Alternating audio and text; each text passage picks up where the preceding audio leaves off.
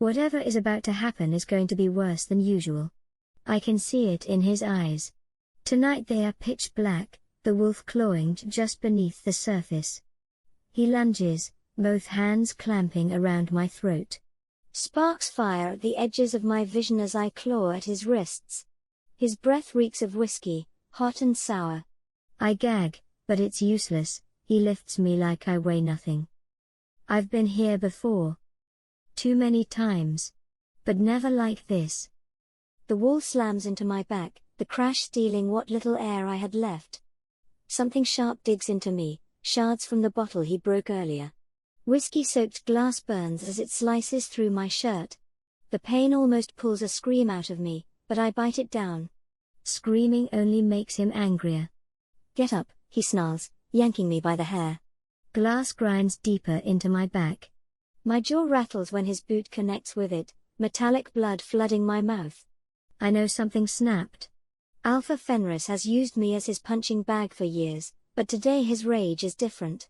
There's no warning, no reason. I've kept silent, kept my eyes down, said nothing but yes, sir, and no, sir. None of it matters. This isn't punishment. It's destruction. When he comes back with the whip, dripping wolfsbane, my chest caves with dread. The first strike sears fire through skin and glass alike. My vision blurs, and I almost welcome it. Passing out means peace. For a few stolen moments, I don't have to be here. Numbness surrounds me. It's almost peaceful, except for the steady bleeping that cuts through the dark. I force my eyes open, expecting stone floors, maybe chains. Instead, white walls. A bed. Thick sheets. Machines humming around me like insects. The air smells sharp and sterile, not damp and moldy. I'm not dead. I'm in the pack hospital. Panic slams into me harder than Fenris's fists. If he finds me here, vulnerable, he'll finish what he started. I have to leave. I have to get back to my room before he notices. I try to move, but every nerve screams. Fire races through me, pain radiating out from glass-studded wounds. My breaths quicken, the machine beside me quickens with them, beeping frantically, betraying me. Tubes snake from my arms to the machines, thin plastic leashes tethering me to the bed. I fumble for them, desperate to tear myself free, but the door creaks open. Too late. The pack doctor and a nurse step inside. The doctor is older, silver hair combed neatly back, lines etched deep around his eyes. His presence carries a calm steadiness, but to me it feels like something worse, like the quiet before Fenris storms in again. You're awake, he says softly, almost kindly. Let's get you back to bed, shall we? They move closer. The walls seem to tighten around me. My chest tightens with them. A growl claws up my throat before I can stop it. Don't touch me. My voice is raw, jagged, like broken glass scraping my throat. The nurse freezes, hands half raised.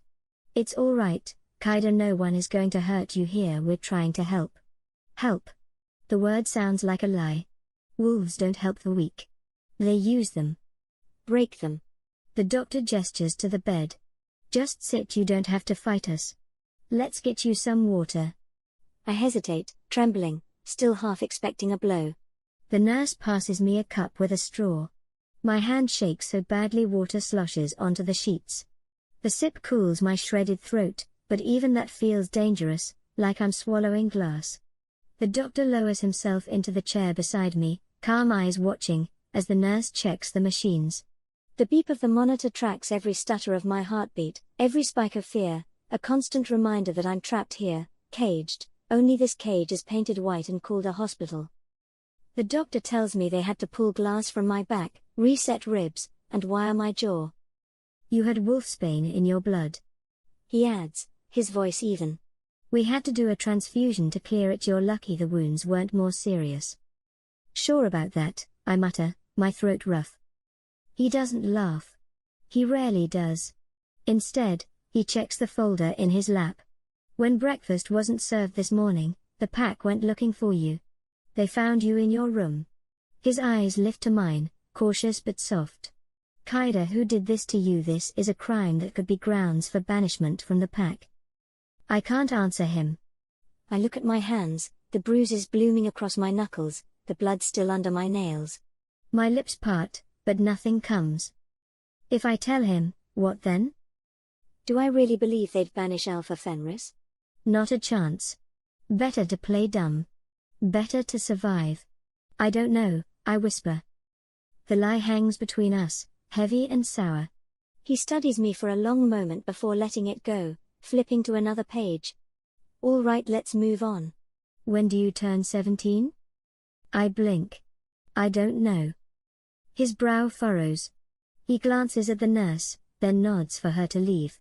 The door closes with a click that feels louder than it should. You don't know your birthday? His voice is careful now, quieter. Heat crawls up my face. My hands tremble in my lap. I thought everyone already knew. Still, the words drag out of me like splinters. They told me. I was found on a battlefield. When the fighting stopped, my father was there. Dead. He'd curled his body around me, even in death, shielding me with what he had left. I was only a few days old, somehow still alive. The sheets twist in my fists as I force the rest out. I was wearing an outfit with the name Kaida sewn into the fabric. That's the only reason they knew what to call me. They couldn't throw me out after that. They gave me the last name Stern because the only thing they found with him was a half-burnt ID card. I don't know if he was a good man or a bad one. I've searched for answers, but it's like he never existed. I blink hard, refusing to cry.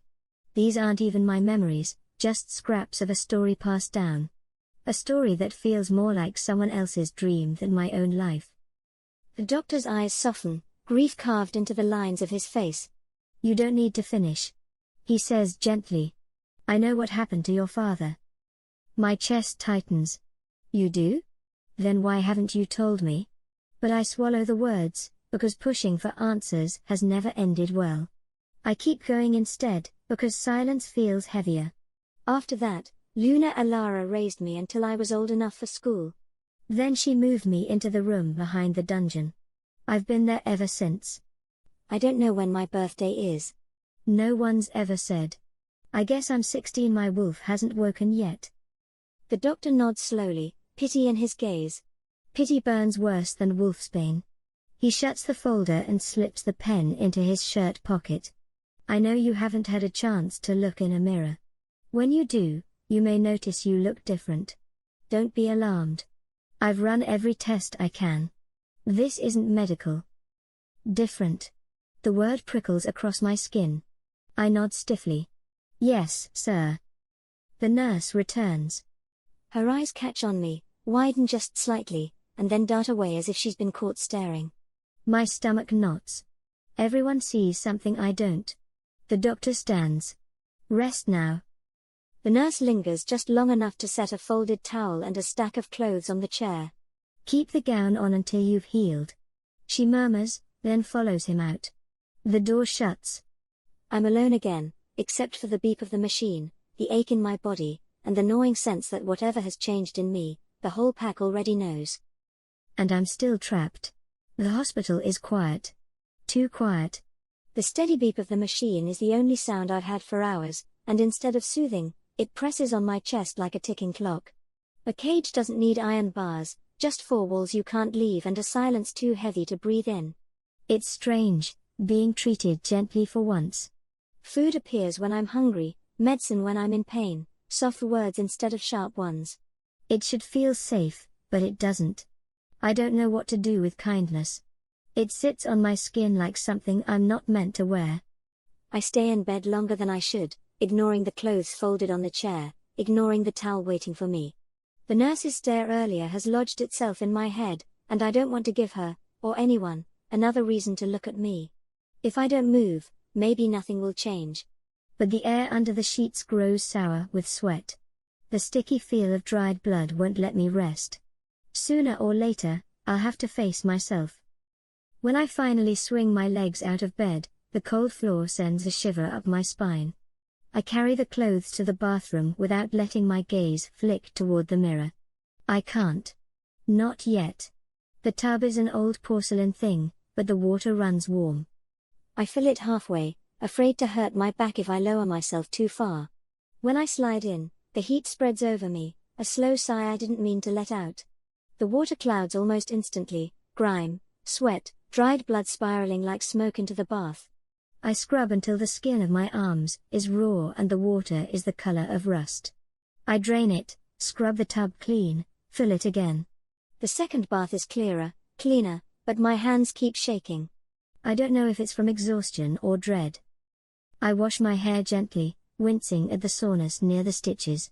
The soap smells faintly of lavender. It's the nicest thing I've ever owned, and it doesn't even belong to me. When I step out, I wrap myself in the towel and linger by the sink. There's a toothbrush waiting. A real toothbrush. Not a frayed scrap or a finger dipped in salt. I brush my teeth slowly, stalling. I can't avoid the mirror forever. The dread builds until it's almost worse than the bruises. Finally, I force myself to look. The girl staring back is almost unrecognizable beneath the bruising, pale skin stretched tight over sharp cheekbones, collarbone jutting like broken wings. My dirty blonde hair hangs limp past my waist, tangled and dull. I look half-starved, childlike, as if my body forgot it was supposed to grow into a woman. And the world tilts. A gasp rips out of me. My toothbrush slips from my hand and clatters into the sink. It isn't the bruises that steal my breath, those I expect. It's my eyes. The storm-grey irises I've known all my life are gone, rimmed with a ring of violet light, luminous and alive. Not a trick of the light. Not exhaustion. Real. Wrong. Beautiful. Terrifying. I blink once, twice, over and over, but the glow clings stubbornly. I rub at my eyes until the sting makes me tear up. When I look again, it's worse. The left iris burns brighter, violet shimmering like a coal stoked to flame. Something inside me has changed. And there's no going back. The nurse brings discharge paperwork and a small bag. She hesitates, glances at my eyes, and smiles like she's sharing a secret. Just a little something to help you. She says. You're healed enough. You can go back to your room. Inside the bag is a dress, soft and new. A taupe wrap with long sleeves that drape when I move. My breath catches. No one has ever given me anything like this. Beneath it rests a hat. A hat. I hold them like contraband. I can't wait another second. I toss the bag aside, peel off what I'm wearing, and throw the dress over my head. The fabric slides down my skin like water, settling into place as if it was made for me. I smooth the wrap across my waist, tying the sash with clumsy, eager fingers. It's perfect.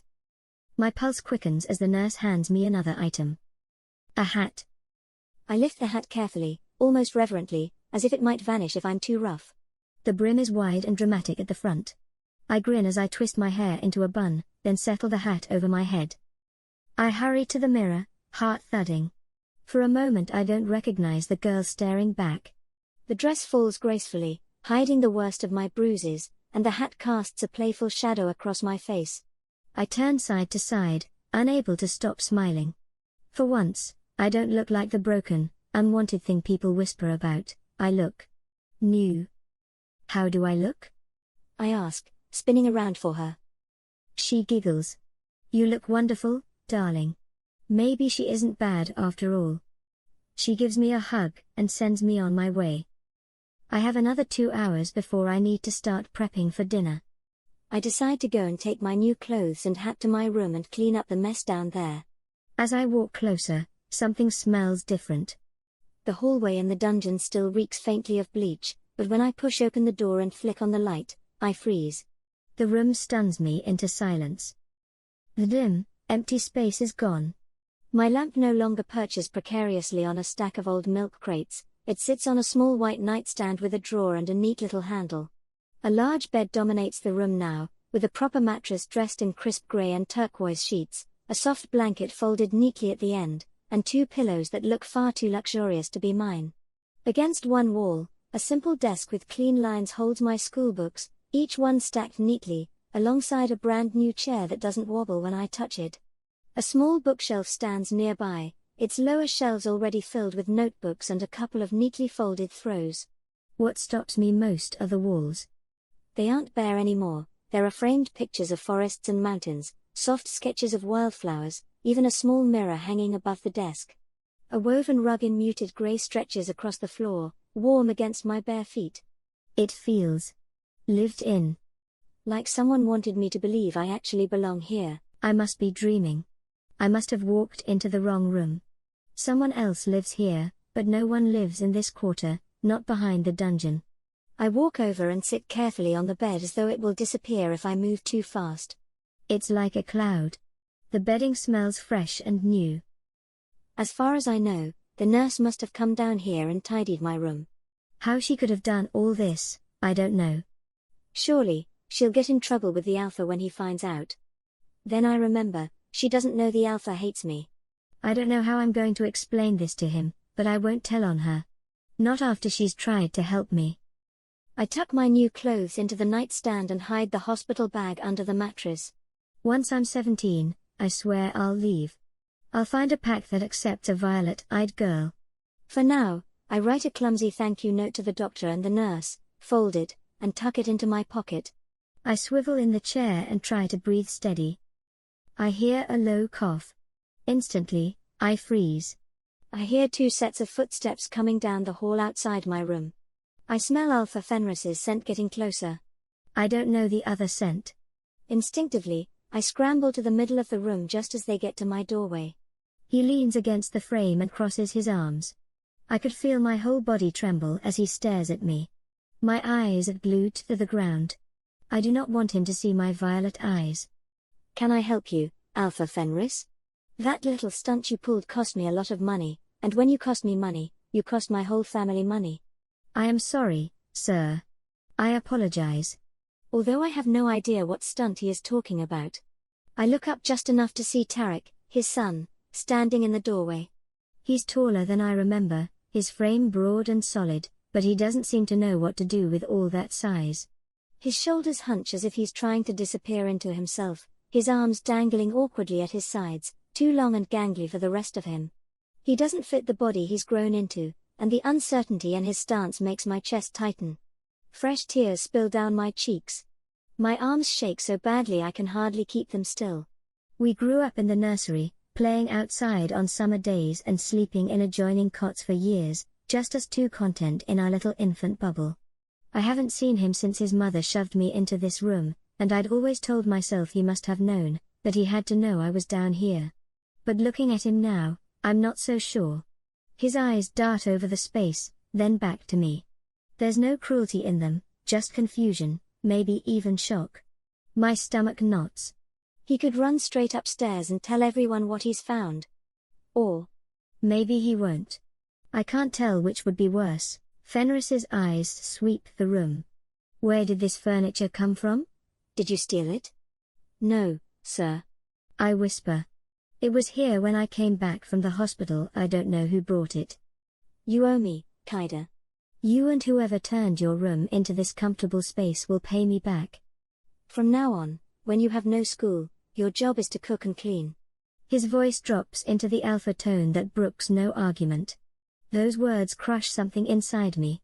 I've been paying for being kept since the day they found me. I have paid Luna Elara with work and time. I have no idea how to pay back furniture. I'm less than an omega now. I am a servant. Tarek watches for a breath, face unreadable. For a foolish second, I think maybe he feels sorry. Then his expression hardens. He lunges forward faster than I expect and clamps his hand on the back of my neck. He pulls me down until I'm crouched, small to him. Should I teach her a lesson for costing us money? He sneers. Yes, my son. Fenris replies, and I hear pride in his voice.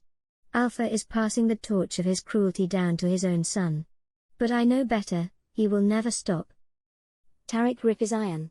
Hot breath ghosts my ear as a low growl rumbles in his chest. He snarls, "You should be grateful I don't banish you. If you were a rogue, I'd make sure you didn't reach the border alive." I gasp, the air knocked from me. The world is narrowing to his hands, to pain. Tears flood my cheeks. Don't worry, Alpha, I've got it covered.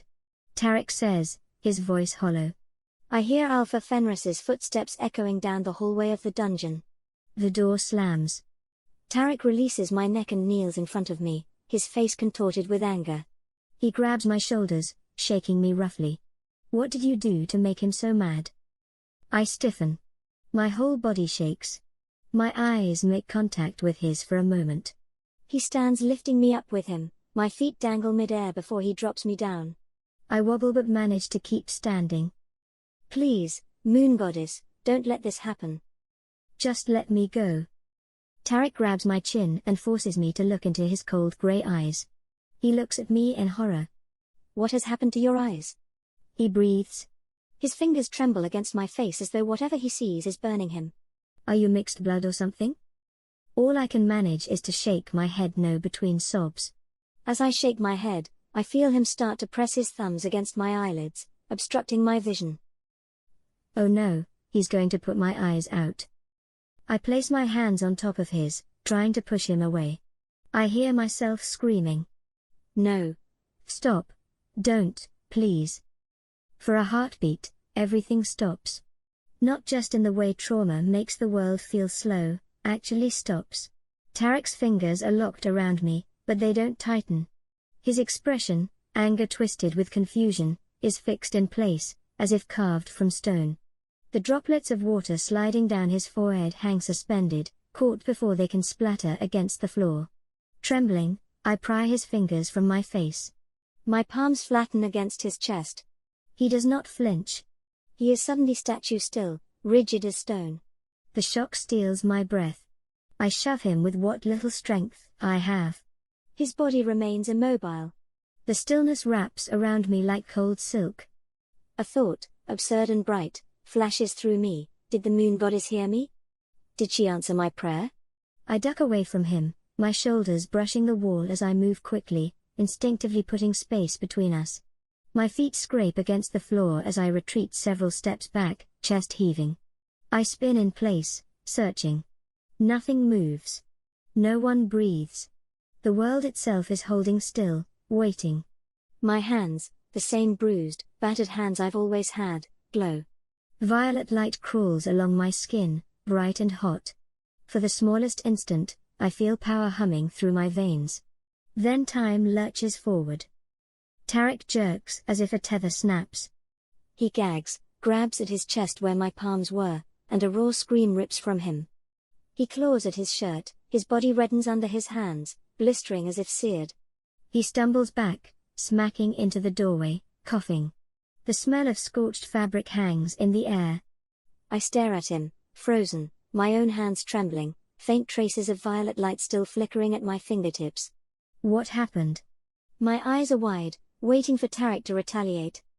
If you tell anyone I've been here, I will kill you, he says. Then he punches me in the stomach, knocking the air out of my lungs. I hear footsteps running down the hall, then silence. I don't know how long I sit like this, but when I finally open my eyes, I breathe a sigh of relief. I lean against the bed for a while longer, sobbing and shaking and trying to catch my breath. I sniff the air, but his scent has gone. I listen carefully, but there are no other sounds in the dungeon. I am alone. Thank you, moon goddess, I whisper into the hush, because I don't know who else to thank. I force myself up. I wash my face in the basin until the water runs clear.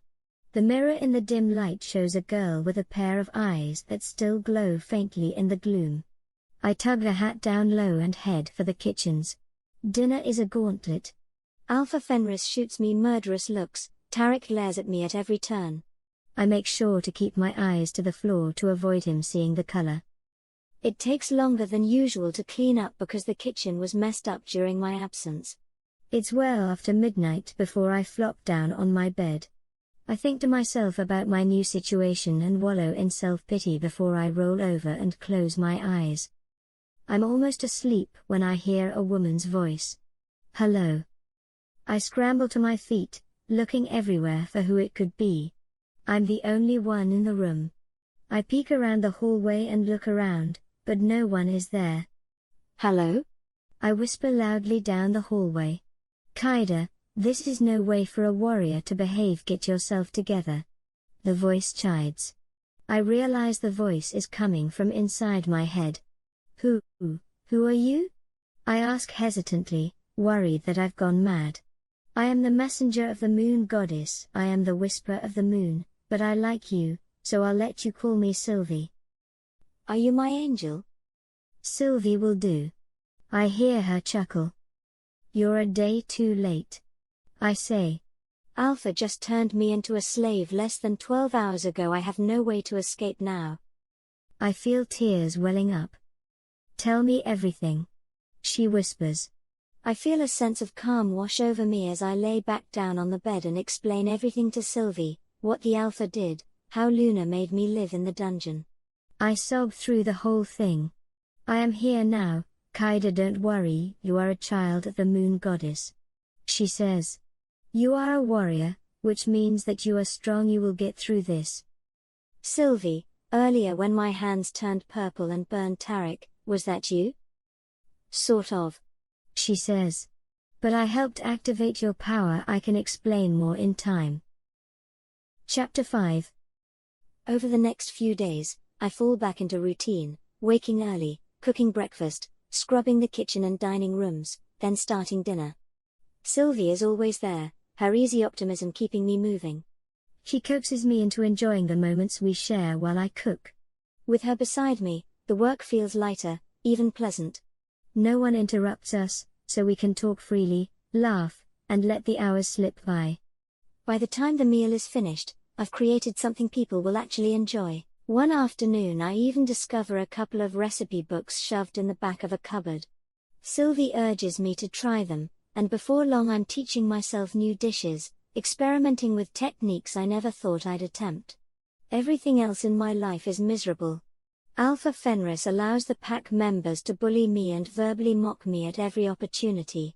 He comes to my room multiple times a week to harm me and berate me for imaginary offenses I haven't committed. Sometimes Tarek comes. A couple of times he even gets the whip out for his father, but he has never actually used it on me himself. I swear I see him smiling while he watches. Sylvie tries to convince me to fight back, but that would be a death sentence. If I fight back, or even worse, if I shift, I'm certain I would be dead. Sylvie keeps telling me that things will change when I shift. She keeps saying, you are a daughter of the moon goddess, you are a warrior.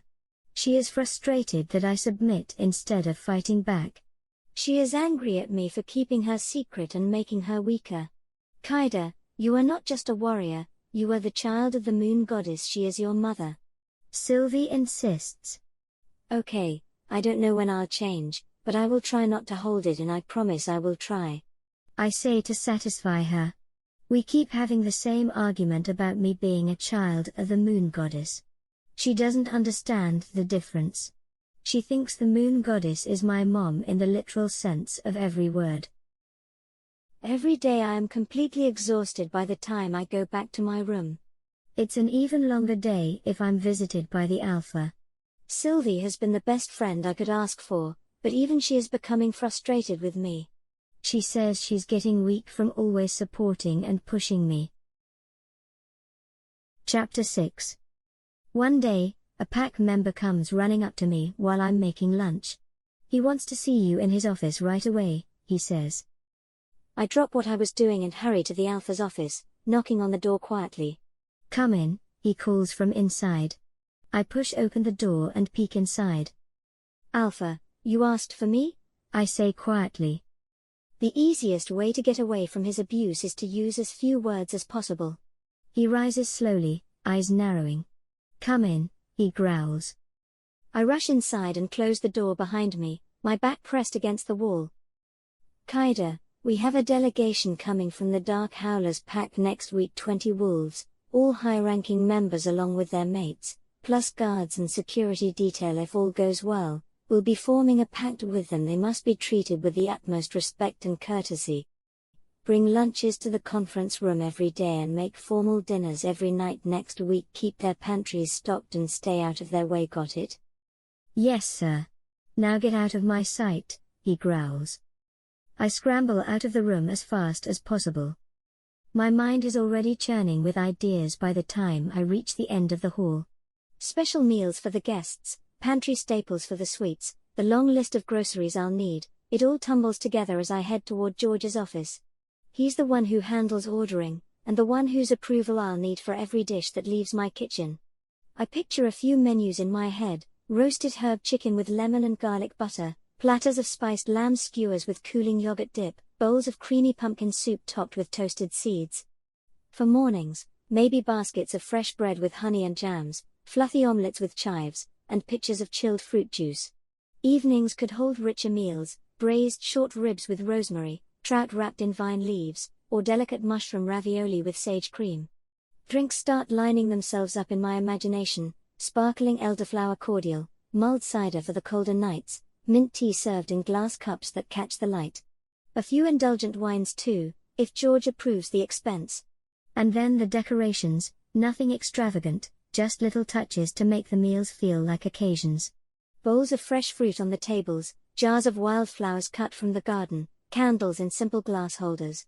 A woven runner down the dining table, maybe, to bring warmth into the room. By the time I raise my hand to knock on George's door, the whole thing feels alive in my mind, waiting for permission to spill into reality. Dark howlers are the largest pack in the northern region, with my pack, Red Moon, being the second. Fenris says dark packs are vicious and strict. They employ dark magicians and witches to help them keep power over the neighboring packs. I wonder if they're going to bring their witches too. I hope not. I get to George's office and knock on the door. I hear noises coming from inside, but he doesn't answer. I knock again, harder this time. He knows my scent, he always does. Why doesn't he just call me in? Instead, there's only a muffled sound, a grunt, low and rough. I take it as permission. The door creaks open, and the air hits me first, thick, heavy, carrying a must that makes my stomach tighten. Then I see her. She's bent over his desk, braced on her forearms, hair spilling forward like a curtain she hopes will shield her face. But scents don't lie. My stomach twists hard, I know exactly who she is. George is behind her, shirt sticking to his chest with sweat, trousers tangled around his ankles. His eyes flash with irritation, not shame. As if my interruption wasn't enough to break his steady rhythm. Get the hell out. He snarls, the words sharp, ripping through the air like claws on stone. Can't you see I'm busy? I stand with my eyes wide, my mouth slack. For a moment, I can't believe George is having relations in the office with Luna Alara. Get out. He yells louder. I come to my senses.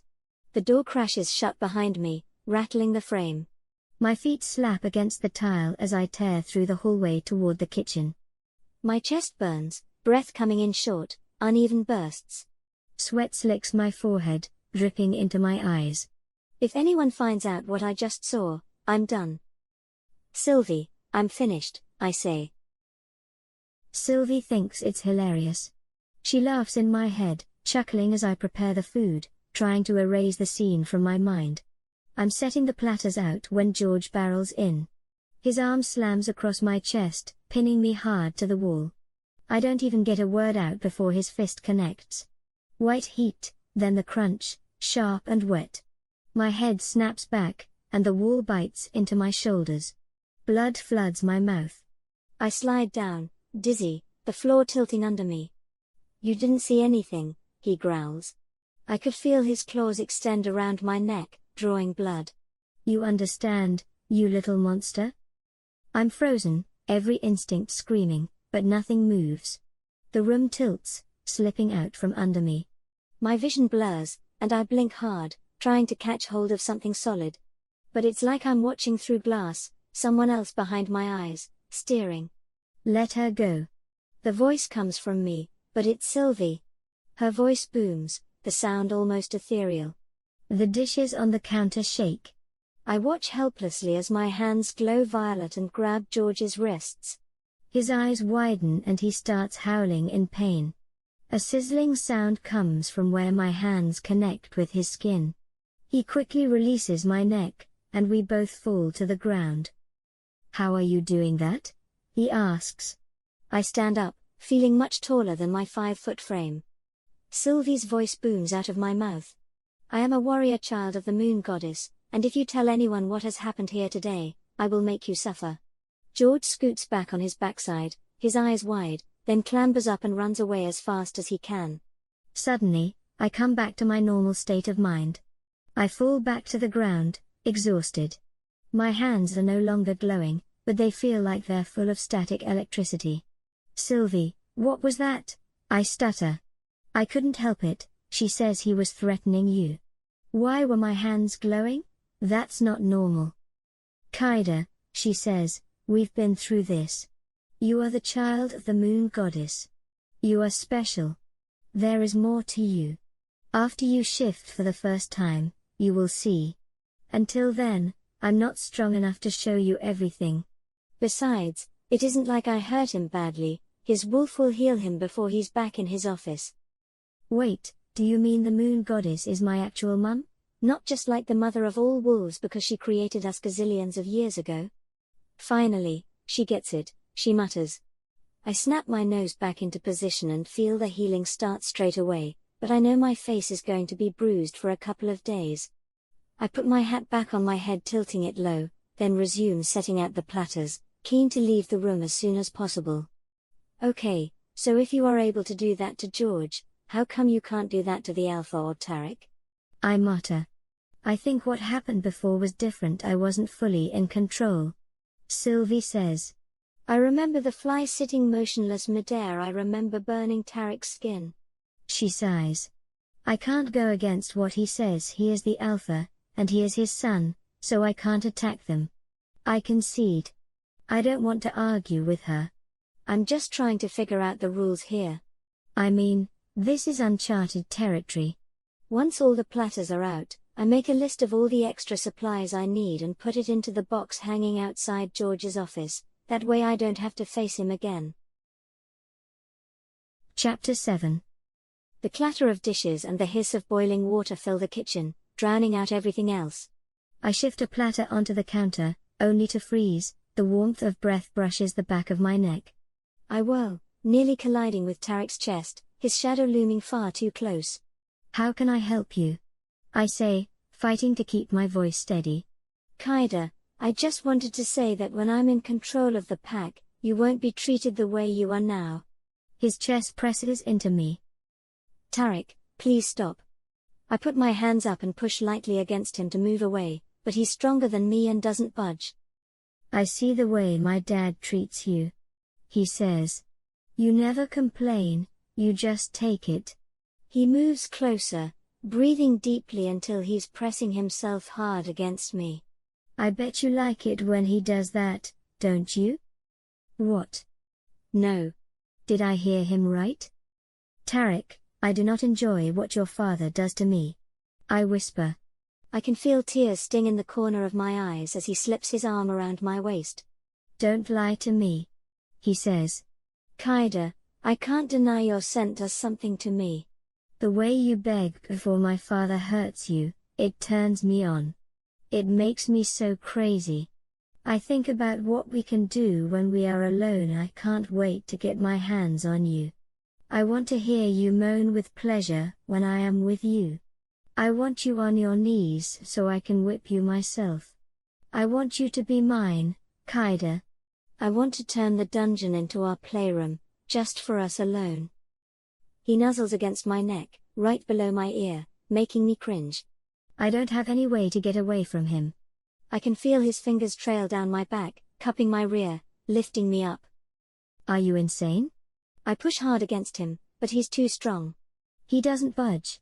Get off me, you sicko. His face contorts from happy to pain to disgusted. Without warning, he takes a step back and elbows me. I drop down onto the table. He then bends over me and whispers in my ear. I know you want me, Kaida, don't worry, you'll be mine as soon as I convince my father to let me have you. I want to make him proud when you squeal in pain, but I don't think I can wait. His voice is rough and ragged with excitement. His hands are all over me. All I can do is sob. I'm afraid to fight back or say anything. Sylvie can't help me because he's the Alpha's son and heir to the pack. Moon Goddess, if you are my mother, please save me from this. I cry in my mind. His teeth graze my ear in a sharp nip that makes me flinch. Fingers dig and wander, greedy, clutching at every inch of me as though he can't get enough. Fabric strains under his grip, then rips with a harsh crack, my top split apart in his fists. I feel him pressing against my thighs, trying to open my legs. His breath shudders against my skin, uneven and quick. I know what is about to happen. I can't take it anymore. I turn my mind off, just like when his father beats me. My mind cannot be present for what is happening to me. Then he stops and glances to the kitchen door, a low hum, somebody is coming down the corridor. He steps back, and I fall onto the floor. Get up, Kaida. Sylvie says. Get up, you're better than this, you will survive this. I want to leave this world. I answer Sylvie. I can't do this anymore. You can. She says. You will find your mate soon enough, and things will change, I promise. How can you be so sure? I ask. Your glowing hands are not your only gift. She says. Get up. I push myself to my feet and catch Tarek sauntering toward the door, his cheeks still flushed, a faint sheen on his brow, as though the moment we shared never cracked his composure. A low humming drifts closer down the hall. Panic jolts through me. I snatch an old cardigan from the back of a chair, tugging it tight across my torn clothes, and dart for my room before anyone can see. The next few days pass without major incident. Whenever I get a break, I try to go to the roof for air. I manage it several times, contemplating my existence each time. I stand with my toes at the edge and stare down from the 4-story building. I can't bring myself to do anything except cry and go back to my room. I can't do it, Sylvie. I say to her. I want you to survive. Chapter 8. On Sunday, after dinner service, I see Luna Alara in the hallway while I'm refilling the pantry. She quickly approaches me and grabs my arm. She extends her claws into my bicep, drawing blood. Kaida, if you tell anyone, and I mean anyone, what you saw in George's office, I will make you suffer. She says in a low, threatening voice. I lift my hat and let my violet eyes look directly into hers. She gasps at the unusual sight. I stare down into her eyes. You don't know or care how I'm treated by this pack, your husband, your son, and your lover. Tears choke my throat. I cannot take punishment from anyone else. If I took my life right here in this hallway, it would be a relief. I'm sorry, Sylvie. I say in my mind to my guardian. I can't do it. I fix Luna Alara with a hard gaze. Her eyes flicker, darting away for a fraction of a second before snapping back. The air between us tightens, heavy with unspoken accusation. You should be grateful for your life. She finally murmurs, but the tremor in her voice betrays her. I lean in slightly, letting the weight of my stare press down. Grateful? I echo, letting the word drip like venom. I'm not grateful for my life, Luna, and if you plan on telling the Alpha about this, I can make sure he hears exactly who started it. I stare at her. She stares back in pure hate before releasing my arm and walking away without a word. I'm certain she is going to try to sabotage me. Maybe she's going to smother me in my sleep, or just stab me in the back. Either way, I am in serious trouble now. I finish my pantry duty and make up the guest rooms. I have George order bouquets and sweets for each room as an extra touch for the Alpha's guests. I also add a bottle of champagne to each room. If this is the last thing I'll ever do, I want it to be something that makes someone else happy. It's almost 1:30 in the morning, before I flop into my bed, totally exhausted. It's been quite a day. If Luna Alara has anything to say, it would be my last. Sylvie is exhausted too. She tells me repeatedly I need to shift, but I can't. I have no time or energy. I keep promising her I will try, but I feel like I've broken that promise too many times. She is whimpering in my head while I cry into my pillow before I drift off to sleep. To my surprise, my alarm wakes me in the morning. While I'm getting ready, I look in the mirror and find my hair is completely silver now. I tuck it back into my hat to avoid people noticing. Chapter 9. The delegation arrived with grand fanfare, a ripple of tension sweeping through the estate long before the first footsteps crossed the threshold. The dark howlers entered in strict formation, every movement deliberate, as though they were parading both their power and their discipline. At the front came the lowest ranked, broad-shouldered men in tailored black suits, their roles clear in the way they scanned the grounds with sharp, restless eyes. Their uniforms matched, but the small details set them apart: an insignia at the lapel, a polished buckle, the faint bulge of concealed weapons. These were the ones meant to be seen and feared immediately.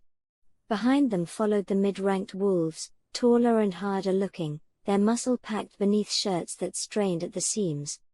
Tattoos marked their arms, curling across knuckles and necks, a visible language of dominance and allegiance. A few bore scars, jagged lines across cheeks, brows, or forearms, living proof of the battles they had survived. Their presence was quieter, but no less menacing, the kind of quiet that made you feel the room shrinking. Then came the beta and her partner, walking with an easy confidence that spoke of authority and entitlement. Their suits were cut sharper, their steps slower, as though the world itself would wait for them. These were not the watchers but the deciders, their eyes measuring, calculating, ready to deliver judgment if anything seemed amiss. Luna Elara directs them to the large banqueting hall, while I quietly bring in pitchers of iced tea for them to drink. I try my best not to be noticed. One of the women calls me over. "You there?" she says. I look around and realize she's speaking to me. She's beautiful, with thick auburn hair and a kind face. She motions me over. She sighs seeing the iced pitcher. "I think a glass of red would go down well right now," she says. Her tone is kind. I glance at Luna, she nods. I return the nod and head for the kitchen. I prep the wine, load it onto the serving cart, then enter the room. 3 bottles pop open, glasses full, and the rest wait on the cart for anyone wanting more. Back in the dining room, I finish the last touches on dinner. The rest of the afternoon goes without a hitch. The guests seem pleased with the food. In the evening, I go to each guest suite to make sure everyone is happy with their accommodations and give them a snack basket I have prepared. Everyone seems satisfied. The last door is the beater's room. Maya, the kind lady who addressed me earlier, opens the door. Her hair is still pulled back but she isn't wearing makeup, and I can see now that she looks only a few years older than me. I hear her mate inside talking on the phone. "Thanks for checking on us. The flowers are a beautiful touch, you have a good sense of taste," she smiles at me. I bow slightly, then turn to leave. "Wait, what's under your hat?" I stop in my tracks and turn around. "I'm sorry, Mom?" I ask. I feel the blood drain from my face. "Your hat, why is it so low?" "What are you trying to hide? Come closer." Slowly, I take off my hat, keeping my eyes to the ground. My silver hair cascades down my back. I feel myself blush. "Oh," she says, her voice full of surprise. "Please look up, I won't harm you." I lift my gaze, light from her room slices across my eyes. She blinks, expression blank, as if trying to fit what she sees into something familiar. "What are you? Hybrid?" I shrug. The pack doctor did tests but doesn't know why this has happened. He thinks it's shift related. My wolf is getting ready to wake up. It's not a lie, but it's not the whole truth either. How am I supposed to tell a stranger that my wolf says I'm actually the moon goddess's daughter and that's why I have silver hair and violet eyes? She grabs my chin and pulls my face closer to hers, inspecting me closely. Though her grip is firm, I can tell she is trying not to harm me. "Does the pack doctor know that someone has broken your nose recently?" I draw back. From inside the room, the man calls. "Who's at the door?" Her hand drops. It's Kaida, the Omega serving us. She's the one that picked up the beautiful flowers. Her eyes stay locked on mine, brow knitting with focus. I shift uncomfortably, suddenly aware of every movement. "That's nice. Ask her if she can get some bubbly water for the refrigerator." He calls out. "No problem, sir." She and I share a smile at bubbly water. "I will bring it to you shortly." "Thank you," she says. "If those bruises aren't healed by tomorrow morning, find some powder. Alpha Daemon doesn't tolerate seeing injuries like that." Yes, ma'am. I say. I run to get 4 bottles of sparkling water and bring them to her door. I lightly tap before running away. Why would their alpha be so angry about seeing me injured, a servant, weaker than other wolves? I'm not part of his pack. Chapter 10. That night, the alpha came to my room. His temper was like a storm I couldn't escape, and I bore the brunt of it. The lash of his whip tore into me again and again until my back was raw, each strike branding itself into my skin. I bit down hard to stop myself from crying out, but the silence cost me as much as the pain. When he finally left, I collapsed onto the bed, shaking, my body burning as if every nerve had been set alight. Sleep came in fragments, restless and broken. I woke stiff, every movement a reminder of the night before. Even the air against my skin stung. I forced myself into my routine. At breakfast the trays were heavy in my hands, and each step made the muscles in my back pull tight like stretched wire. I placed the dishes carefully on the clean tables as though nothing had happened. Each small bend, each reach, sent a dull ache radiating through me, my body begging me to stop. Maya noticed. Our eyes met more than once across the room, hers sharp, searching, a flicker of concern she quickly masked. She could see I was moving differently, slower, guarding myself. But she said nothing, and I was grateful. Words would have undone me, they would have stripped away the fragile mask I had managed to put on. So, I kept moving, tray after tray, pretending my world hadn't come apart under the alpha's hand the night before. Sylvie is bouncing around in my head all morning. The beta is so nice, I can't wait to meet the alpha. Sylvie. I say to her. We're not going to meet the alpha, we're going to melt into the wallpaper and not exist. I don't want him to hate us or be disappointed by what I do. Later, an omega from the pack comes in while I'm prepping for lunch to let me know the alpha has arrived. I need to make lunch for him as well. There is no Luna, he doesn't have a mate, she says. According to the whispers he's handsome, not that that matters to me because I'm going to be wallpaper. I don't want him to notice me at all. I take the trays to the conference room. Alpha Damon is not there, but there's an empty spot at the table where he's supposed to sit. I leave a meal for him at the empty seat. Everyone from the Dark Howlers thanks me politely and smiles when I lay the plates out in front of them. Their manners belie their intimidating features. From the Red Moon pack, everyone just stares at me as I serve them. I collect the trays and walk quietly out of the room. I head to the kitchen, but the weight of the day presses down on me, and I can't bring myself to start dinner straight away. My hands tremble faintly as I set the basket down, and I know I need a moment, a breath, to gather the pieces of myself, so I slip up to the roof, chasing quiet. The air hits me immediately, sharp and clean, cutting through the heaviness in my chest. I inhale deeply, lungs filling with the promise of change.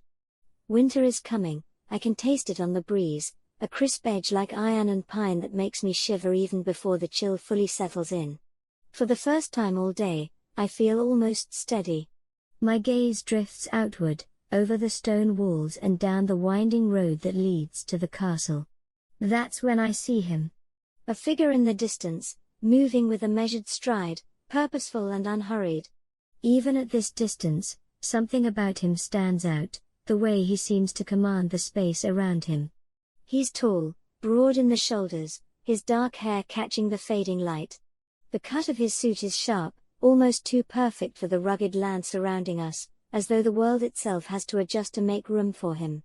I can't make out his features, but I don't need to, the presence alone is unmistakable. The alpha of the Dark Howlers. And then something strange, unexpected. A scent drifts up on the cold wind, faint but undeniable. Rich, bittersweet, familiar. Coffee and dark chocolate. It's absurd, impossible even, but it curls into me like memory, warming places I thought were frozen. My pulse quickens before I can stop it, my body recognizing something my mind refuses to name. I stay there on the roof, breath caught in my throat, unable to tear my eyes away as the figure grows nearer. The wind tugs at my hair, carrying that strange, rich scent again. It unsettles me, the way it stirs both nerves and curiosity. A laugh escapes me, quiet and almost bitter at first, then softening into something lighter. The thought sneaks in uninvited, the big, bad alpha of the dark howlers, feared by half the kingdom, sitting somewhere with his long frame folded into a chair, nibbling on chocolate like it's a guilty pleasure. The image is ridiculous, and yet strangely humanizing. Still smiling faintly, I shake my head, but the idea lingers, wrapping around me in a way I can't quite dismiss. Maybe he isn't just teeth and dominance. Maybe even monsters crave sweetness. By the time I push myself to leave the roof, I've already made up my mind. This evening, when I prepare his basket, I'll make a flask of our very best coffee, and add a bar of dark chocolate.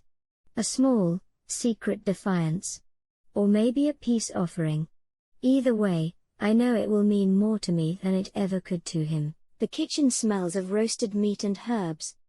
I inhale content with my work as I look over my seasoned steak on the cusp of rare, just how the pack like it, the bacon-wrapped appetizers, and many other dishes.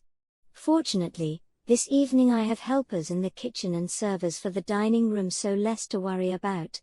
Sylvie is happy within me. Maybe it's the food I've made. I feel content with what I've done. I'm pleased with my efforts and happy at this time. I feel a sense of pride in the service. When the servers come for dinner, I make sure everything is plated and going out the door in perfect condition. I'm in the zone. After each course, I peek from the kitchen. Smiles and quiet murmurs greet me. Maya catches my eye, winks, and gives a thumbs up. I return a small wave before slipping back inside. Tonight, the servers will also clean up the dining room and kitchen, so once all the food is out, I start on the rooms. I work my way from the top floor, cleaning down, filling up pantries, laying out fresh toiletries. When I get to the beater's room, I add extra bubbly water and a fresh bouquet of flowers. Without thinking, out of instinct, I grab a tent card and draw a smiley face and pop it underneath the flowers, leaving it there. The last room to do is the Alpha's. I know he's at the party downstairs, but I knock first just in case. I lean my ear against the wood, I don't hear anything. The moment I push the door open, my heart stops. I freeze on the threshold, air caught in my lungs as though the world itself has decided to hold still. The smell of coffee and dark chocolate slams into me the moment I step inside. It's rich, intoxicating, so heavy it makes my head swim. Inside stands the most handsome man I've ever laid eyes on, towering, at least 6 foot, a solid wall of muscle carved into the shape of power. His face is all hard angles, high cheekbones, a jaw that looks carved from stone, a straight nose. Dark stubble shadows his jaw, and there's a small scar cutting through his left eyebrow that somehow makes him more beautiful rather than less. His shoulders are impossibly broad, the kind that could blot out light, and dark tattoos stretch across his chest like inked armor. Every detail about him radiates dominance, danger, allure. But he isn't alone. Kneeling before him is a blonde, her hair spilling over her shoulders like a curtain as she tilts her head back just enough to glance at him. Her hands are at his waist, fingers deftly working at his belt, tugging the leather loose with the kind of boldness that makes my stomach twist. The sight hits me like a blow. Heat slams into my cheeks, twisting into a punch of shock, jealousy, and disbelief. My knees threaten to buckle, my chest tightens until every breath feels like shards in my lungs. My pulse hammers in my ears, drowning out voices, movement, everything. I'm frozen in the doorway, stuck, watching a scene that claws at me from the inside out. My legs go weak. My palms are damp. My whole body trembles with something wild and unexplainable. Heat surges through me, prickling over my skin, chasing shivers down my spine until I can hardly breathe. Then his eyes find mine. His eyes, bright blue and unnaturally vivid, hold an intensity that pins me in place. Time slows, every sound collapsing into a dull roar in my ears. Bright blue, unnatural, searing, alive, his gaze locks me in place. My pulse stutters, my breath falters. I don't know why my heart is racing. I don't know why my skin feels aflame, why my stomach flips as though I've been struck. All I know is that looking at him is both agony and relief. Movement breaks the spell. The blonde turns her head to me. Her eyes cut to mine. Annoyance flickers across her perfect features, as if I've stumbled into a moment that belongs only to her. The sight sears through me, sharp and sickening. I don't know why it hurts so much, why my chest feels as though it's been split open, why the thought of her hands on him fills me with a heat, fury and despair. I can't speak. I am caught in the doorway, watching a scene I was never meant to see. I step back. Stop! He shouts. Before I could move, he lunges forward and pins me against the wall outside the room. A low growl pierces the air. He places both hands on my shoulders, preventing me from escaping, and puts his face against my neck, inhaling deeply. Alpha Damon, is everything okay? A man calls from the other end of the hallway. Alpha Damon flashes his large fangs at his man. Mine. He growls over his shoulder. I register his words before they appear. In front, Alpha Fenris, his face like thunder. He points at me with the flat of his hand, eyes like flint. What have you done to anger Alpha Damon, you stupid child? He spits. Tarek is behind him, voice a low snarl. Look what you've done, you little. He reaches for me, hand closing in the air as if to seize me, but his fingers never find purchase. Alpha Damon moves like a contained storm, fast, precise, inevitable. His hand clamps over Tarek's, twisting with merciless force. A sickening crack shatters the air. Tarek screams, collapsing backward, fingers clawing at the mangled wrist, as pain explodes through his arm. How dare you? Fenris roars. He lunges. I drop to the floor, as Damon twists to face Fenric. For a second, I'm sure they're going to kill me. My head swims. The corridor shivers. Maybe I'm finally dying, I think, because everything feels detached, as if I'm watching through thick glass. They fight as if in slow motion. Fists and bodies move with terrible grace. Fenris yanks Tarek back, hauling him into the fold like a man reclaiming a prized animal, snarling in fury at anyone who looks at him wrong. The sound of ragged breathing and leather on stone fills the air. Footsteps thunder. Both packs spill into the corridor until it's crowded, every inch alive with motion and noise. Damon, vicious and beautiful in motion, presses forward, a storm in one set of shoulders. A guard steps in, hands raised, but he is nothing. Damon slams him aside as if swatting a fly. Kaida and Maya drop into defensive positions at Damon's sides, ready, taut. Maya's gaze drops to me for a heartbeat. A spark of recognition flickers, then vanishes as she snaps back to the fight above me. George lunges to shield Fenris. Damon's grip clamps around his throat and hurls him against the wall. George collapses like a ragged pup, limbs flopping. I should scream. Instead, a shaky, curdled laugh rises, bitter and hollow, at the monstrous absurdity of it all. My skull throbs. I can't move. The cold stone presses into my back as I lie there, watching from somewhere distant. Tarek whimpers on the floor, clutching his mangled hand. Shouts cut through the clamor. Boots scuff, leather creaks, fists slam. Hands and bodies blur into a chaotic wave. Someone curses, another cries out. The corridor vibrates with the raw roar of packs colliding. I manage, with more effort than sense, to crawl. My arms burn. I move along the skirting, inch by inch, trying to make myself invisible. No one looks for me, no one notices the small, desperate movement at the edge of their war. Their voices drown me out. Then I notice the wet heat trickling down my legs. Blood runs slow and sticky, painting the stone in dark little moons. My vision narrows. The corridor stretches and warps at the edges. The last clear thing I hear is Damon's voice, low and terrible, before my knees give and the world folds over me. Then I hear it, the most guttural, ear-splitting, howl. Where is she? Where is who, Alpha Damon? Where is my mate? Impossible. Tarek screams. Impossible. Inside me, Sylvie rejoices. Kaida, you found your mate. Chapter 11. I wake up in a room that smells of pine and leather, rich, earthy scents that cling to the air, grounding me even as everything else feels unsteady. Shadows slant across the walls, the glow of a single lantern softening the rough edges of wood and stone. My body feels different. Warmer, heavier in some ways, yet lighter, as though the bones inside me don't quite belong to the body wrapped around them. There's a pulse running beneath my skin, a steady hum that wasn't there before, echoing through muscle and marrow alike. I try to sit up, but the moment I shift, fire lances through my back. It steals my breath, sharp and electric, like something is tearing and mending at once. I collapse against the bedding, gasping, sweat beading along my brow. My fingers clutch at the blanket, and even that feels strange, my grip too strong, too certain. Something inside me has changed. Easy. A deep voice says from somewhere nearby. Don't move too quickly. I freeze. Alpha Daemon. My eyes dart around the room, looking for an escape route, but all I see is a large bedroom with dark wood furniture and forest green curtains.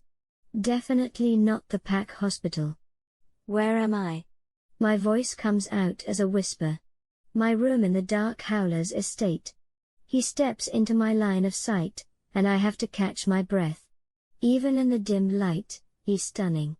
A storm contained in a tailored suit, every movement controlled thunder, beautiful enough to be dangerous.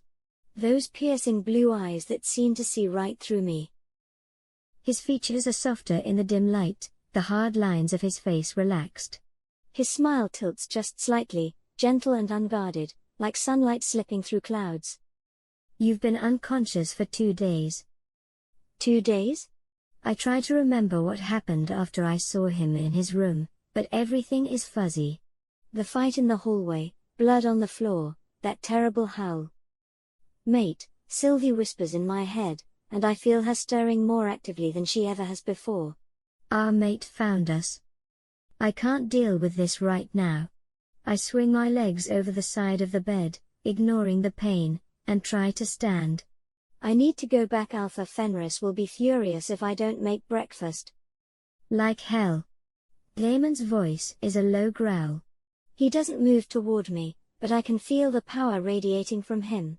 You're not going anywhere near that bastard again. You don't understand. I'm shaking now, the familiar panic rising in my chest. If I don't go back, he'll come looking for me. He'll hurt people. He'll. Kaida. The way he says my name makes me stop mid-sentence. It's gentle, but there's something underneath it that makes my wolf perk up with interest. Look at me. Against my better judgment, I look up. His eyes are darker now, and I can see his wolf just beneath the surface. He will never touch you again. Do you understand me? Never. Something inside me cracks at those words. I've never had anyone protect me before. Never had someone look at me like I matter. Tears fill my eyes. I can feel your pain. He says quietly, and I realize he's right. There's something connecting us, a thread I can sense but don't understand. It's driving my wolf crazy. Please, just let me help you. I don't know how, I whisper, and the admission feels like giving up a secret. We'll figure it out together. For the first time in my life, I don't feel completely alone. Chapter 12. Maya brings me breakfast on a tray, actual food, not scraps. Eggs, bacon, toast with butter, orange juice. I stare at it for a long moment, waiting for someone to snatch it away or tell me I don't deserve it. Go on, she says, settling into the chair beside the bed. Eat. I take a tentative bite, then another. The food is warm and seasoned properly, not like the bland meals I usually steal from the kitchen after everyone else has eaten. How are you feeling? Maya asks. I don't know how to answer that. My body feels strange, like it's not quite mine anymore. There's energy humming under my skin, and Sylvie is more present than she's ever been. Different. I finally say. Maya nods like she understands. The mate bond will do that. It changes things, awakens parts of yourself you didn't know existed. I don't understand any of this. I set down my fork, my appetite suddenly gone. Why me? I'm nobody. I'm not even a proper Omega. Oh, my Luna, Maya's voice is gentle. You're so much more than you know. Before I can ask what she means, there's a knock at the door. Maya calls for them to enter, and Alpha Daemon steps inside. He's changed since I last saw him, Jeans and a dark sweater, casual but cut to his frame. How is she? He asks Maya, but his eyes are on me, watching me intently. Better. She ate most of her breakfast. He nods. Do you feel up to taking a walk? There are some things we need to discuss. I want to say no. I want to hide under these soft blankets and pretend none of this is happening. But the way he's looking at me, patient, but expectant, makes me nod. I'll get you some clothes, Maya says, rising to her feet. Something warmer than that nightshirt. I barely register the movement, my gaze is locked on Damon. He stands there, silent, watching me with an intensity that makes my chest tighten. Maya exhales sharply, frustration threading her tone. Can we have some privacy? She exclaims, waving him toward the door. Damon smirks, slow, knowing, impossibly calm, before letting her shepherd him out. The door clicks shut, leaving me shivering in more ways than one. 20 minutes later, I'm dressed in borrowed clothes that actually fit, soft jeans, a warm sweater, boots that don't have holes in them. Maya has brushed my silver hair until it shines in the light and braided it back neatly, the care in her fingers almost dizzying in its gentleness. When I catch my reflection, I almost don't recognize myself. The bruises that had felt permanent are gone, my skin looks clear, pale but flushed with life. My eyes seem sharper, brighter, as if I've been scrubbed clean of months, no, years, of dirt, neglect, and exhaustion. A strange heat rises in my chest, one I can't place. I realize, with a flicker of disbelief, that part of this sense of being whole again, is tied to him. Even absent, Damon's presence lingers in the back of my mind like a shadow brushing against my pulse, like a chord I never knew I was listening for. My body, my thoughts, even my reflection seem keyed to him in a way that both unnerves and fascinates me. Maya catches my eyes and smiles at me. Damon leads me through the dark Howler's estate, and I can't stop my eyes from taking it all in. Every surface gleams, every corner is orderly, and the air smells faintly of polished wood and leather, clean, alive, and controlled in a way Red Moon never was. It's startling. Pack members nod respectfully as we pass, their posture straight, their eyes alert. A few glance at me, and not out of curiosity or suspicion, but with something warmer. Some actually smile, the kind of smile that reaches their eyes, as though seeing me pleases them. It's unsettling and comforting all at once. I almost feel wanted. I steal a glance at Damon, walking beside me with that effortless calm, as if he owns every inch of this estate and knows exactly what to do with me in it. There's a quiet authority in the way he moves, a comfort in the way he keeps to my pace but guides forward. My pulse ticks faster, though I don't understand why. Something in me hums, a strange, deep connection that has nothing to do with choice and everything to do with him. I want to look away, to ground myself in reason, but my gaze keeps drifting back. He notices, of course, but doesn't say anything. He doesn't need to. He is calm. I am not. We end up in a garden behind the main building. It's autumn, but there are still some late blooming flowers, and the air smells like earth and leaves instead of fear and desperation. Tell me about your wolf, Damon says as we sit on a bench overlooking a small pond. I haven't shifted yet. The words come out automatically, the same response I've given for months. That's not what I asked. His voice is patient. Tell me about her. What does she say to you? I glance at him, surprised. Most people don't believe wolves can talk to their humans before the first shift. Her name is Sylvie. I say hesitantly. She says I'm the child of the moon goddess. I expect him to laugh or tell me I'm being ridiculous. Instead, he nods thoughtfully. What else does she say? That I'm a warrior. That I'm stronger than I know. I look down at my hands. She gets frustrated with me because I don't fight back. Why don't you? The question is so simple, but the answer is complicated. Because fighting back means dying. And if I die, Sylvie dies too. And now? I look at him, confused. Now you have a mate, he explains. Someone whose job it is to protect you. Someone who would die before letting anyone hurt you again. The words should be comforting, but they terrify me instead. I don't know how to let someone take care of me.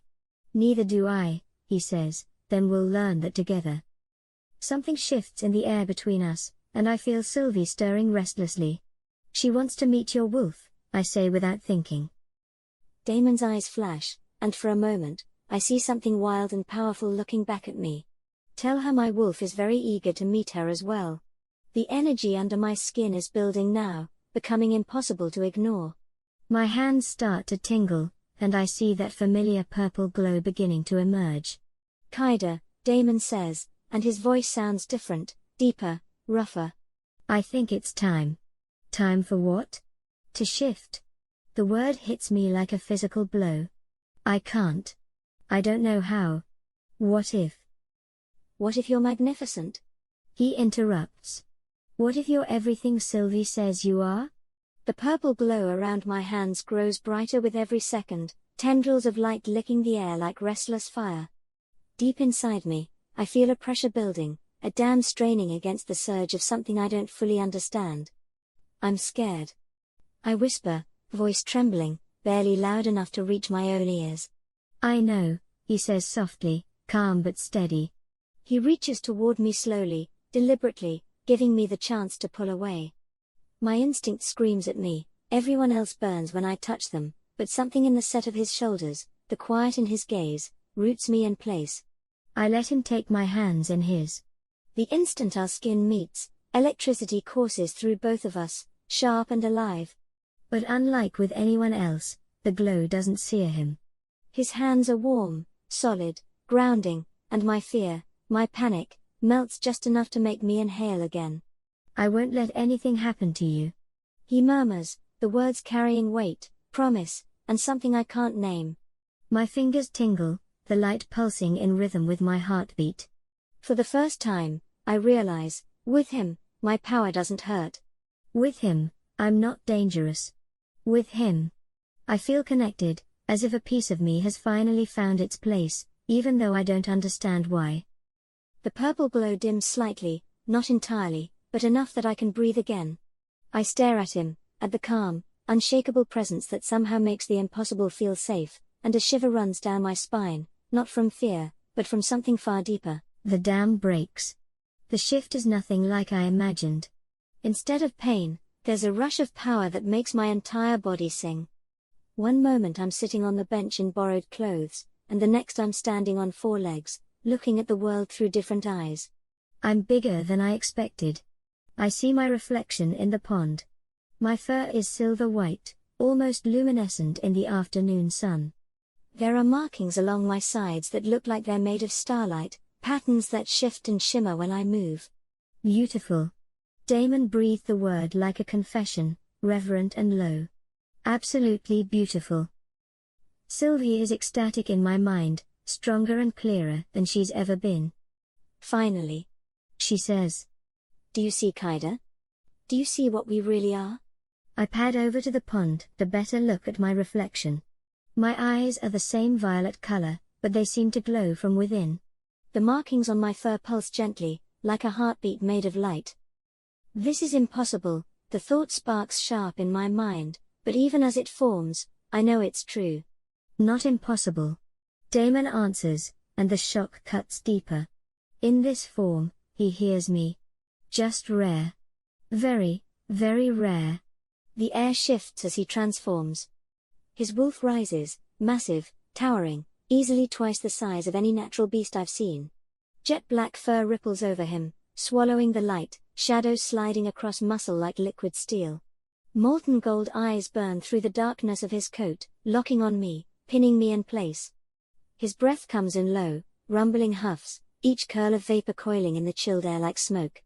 The ground itself seems to shrink beneath him, as though even the earth must bend to his weight. And then, another voice floods my mind, deep and thunderous, heavy with power. Hello, little moon wolf. Damon's wolf. I can hear him as clearly as I hear Sylvie. This is Ajax, Damon explains. He's been going crazy waiting to meet you both.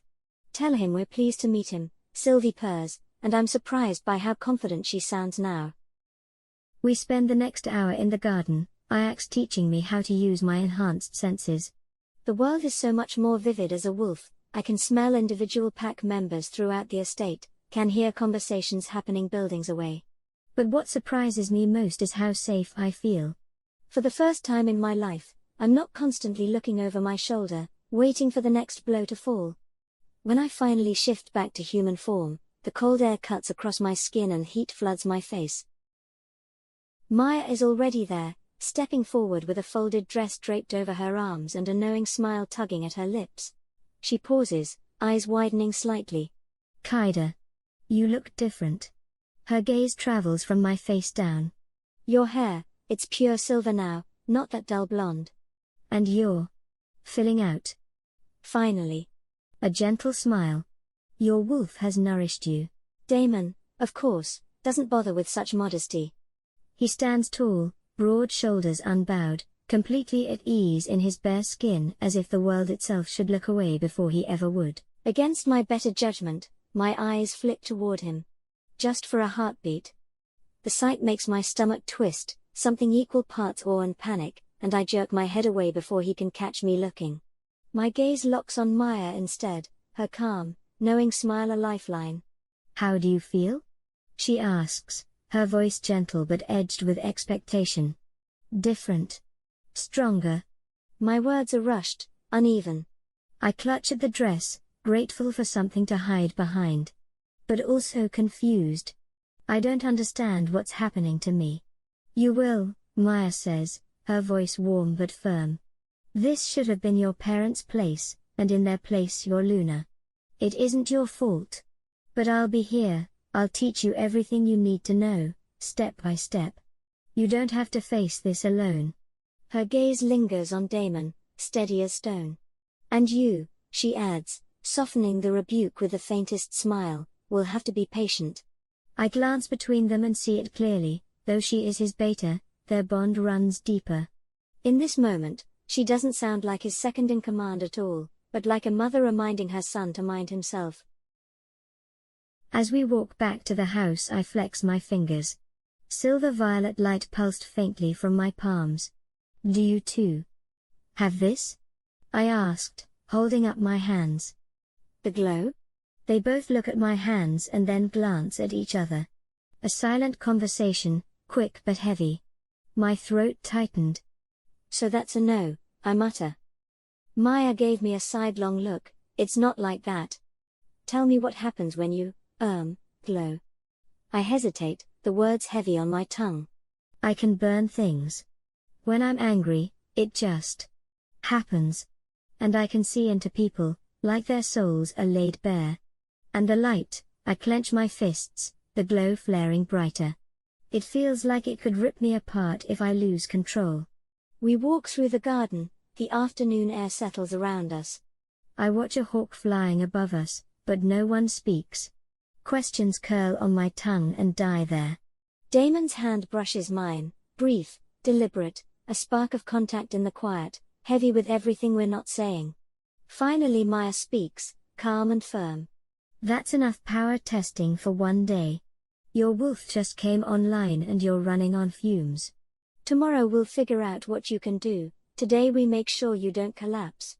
I nodded, but the glow at my hands didn't fade. We walked on in silence, shadows stretching long across the path, the weight of what I'd confessed hanging between us. That night, I have vivid dreams of silver light in ancient forests, of voices calling my name from somewhere far away. When I wake, I can't shake the feeling that something important is waiting for me to discover it. Chapter 13. Training began the next morning. Maya led me to a clearing behind the estate where the grass has been burned away in perfect circles. We're going to start simple, she says, pulling herbs and crystals from a leather bag. First, we need to understand your abilities. Damon stands at the edge of the clearing with several pack members, who have gathered to watch. I try to ignore them and focus on Maya's instructions. Hold out your hands, she says. Now, instead of letting the power build up through your emotion, I want you to call it forward deliberately. I close my eyes and reach for that familiar tingling sensation. At first, nothing happens. Then, slowly, I feel warmth spreading through my palms. When I open my eyes, my hands are glowing with soft purple light. Good. Maya nods. Now, try to shape it. Shape it how? Whatever feels natural. I stare at the light, willing it to do something. Suddenly, it stretches outward, forming thin streams that dance through the air like ribbons. One of the watching pack members gasps. Try touching something with it. Maya suggests. I direct one of the light streams toward a dead tree branch on the ground. The moment the light makes contact, the branch begins to change, not burning, but transforming. The dead wood turns green and supple, as if it's alive again. Healing magic, someone whispers. She can give life back to things. That's not all, Maya says, watching me intently. Try the other direction. Take the life away. I'm not sure I want to, but Alpha Fenris comes into my mind, and using the anger that flutters in my stomach, I direct my attention toward a patch of healthy grass. This time, the light turns darker, not purple anymore, but deep indigo. Where it touches, the grass withers and dies. Life and death, Maya murmurs. Creation and destruction. You hold the balance. For the next hour, we practice different applications. I learn to create shields of light that can deflect physical attacks. I discover I can sense the life force of every living thing around me, plants, animals, people. Most surprisingly, I find I can manipulate time in small ways, slowing down a falling leaf or speeding up a flower's blooming. Enough for today, Maya finally calls. Your body needs time to adjust. I'm exhausted but also exhilarated. For the first time, I feel like I have some control over what's happening to me. As the crowd disperses, Damon approaches. There's something different in his expression, not fear exactly, but a new kind of awareness. How do you feel? He asks. Exhausted, but powerful. I say, then immediately feel guilty about it. Is that wrong? Why would it be wrong? Because power is dangerous. It hurts people. He's quiet for a moment, then, power doesn't hurt people, Kaida. People hurt people. Power just gives them the ability to choose how. My legs feel heavy, the last of my strength bleeds out, and I sway, balance slipping. In one fluid motion he scoops me off the ground, lifting me as though I'm no more than a feather. My breath catches, but his grip is effortless, steady, as if carrying me is the most natural thing in the world. You don't have to. I start, embarrassed. Yes, I do. He cuts in, his voice calm, final. You'd fall flat on your face before we make it halfway. Heat rushes to my cheeks, though whether from fatigue or the press of his arms around me, I can't be sure. His scent, pine and smoke, wraps around me, and something tightens low in my chest. It's the first time we've been this close, close enough for me to feel the solid weight of him against me, and it stirs something I don't have words for. My pulse skips, quickens, and I force my gaze anywhere but his jawline, the way it tightens as he looks ahead. After a moment, I whisper. What if I become like them? Like Fenris and Tarek? He shifts me slightly, holding me closer as his stride never falters. Do you want to hurt innocent people? No, I murmur. Of course not. Then you won't. His certainty thrums through me like a heartbeat.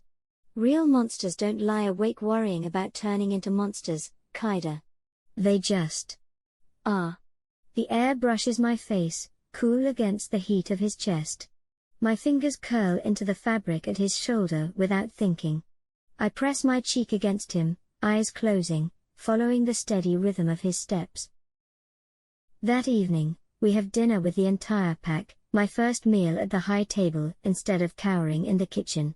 The food is incredible, and the conversation flows around me like a warm current. These people actually seem to enjoy each other's company. Halfway through the meal, one of the younger wolves asks about my markings. What do they mean? She wants to know. The patterns on your wolf form? I don't know, I admit. They're a map, Maya says simply. A map of what? of the connections between the mortal realm and the divine. Every line represents a thread of power, a pathway between worlds. As your abilities grow stronger, more markings will appear. How many? Damon asks. As many as she needs to fulfill her purpose. Maya says it so offhand, so casually, that I blink, startled. I tuck a mental note away to ask her about it later. After dinner, Damon walks me to my room. I've been given my own space, a beautiful bedroom with soft furnishings and windows that look out over the forest. It's the nicest room I've ever had. Are you all right? He asks as we reach my door. I think so. It's just a lot. If it becomes too much, you tell me. Promise. I nod, then hesitate. Damon? What happens if I can't do this? What if I'm not strong enough to stop whatever's coming? His expression softens. Then we'll face it together, and we'll find another way. But Kaida? He reaches out and gently touches my cheek. I think you're stronger than you know. After he leaves, I sit by my window and look out at the stars. I can feel that something is stirring. But for the first time in my life I'm not scared. Chapter 14. The next morning brings visitors. I'm in the kitchen helping prepare breakfast when Maya rushes in, her face tense. At first sight, she looks confused. Why are you in the kitchen? I shrug. I like it here. I smile at the staff around me. She shakes her head. Kaida, you need to come with me. Now. She leads me to Damon's office, where I find him speaking in low tones with two strangers, an elderly woman with kind eyes and a man, graying hair, whose eyes fix on me as I enter with an expression I can't read. Kaida.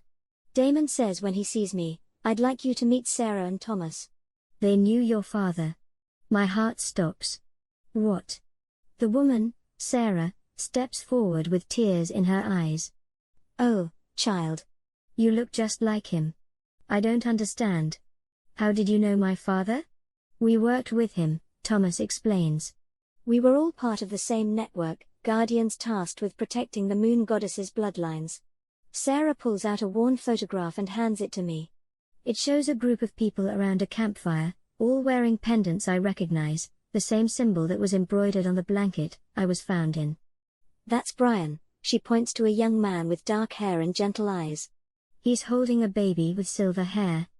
And that's you, just a day old. Where is this? I ask, studying the photo. A safe house. We were trying to get you both to sanctuary when. Sarah's voice breaks. When Fenris Patrol found us, Thomas finishes grimly. In the chaos, we lost him, and you. He died protecting you and the knowledge of what you really are. My knees give out, and I drop into the chair. The weight of it crushes down, stealing my breath. My father wasn't a criminal, wasn't a kidnapper. He'd been fighting to save me. My father wasn't a criminal or a kidnapper. He was trying to save me. There's more. Sarah continues. Your mother, your biological mother, she wasn't entirely human. What do you mean? Sylvie sighs. You know. I ignore her. Thomas exchanges a look with Sarah. It was one of the moon touched.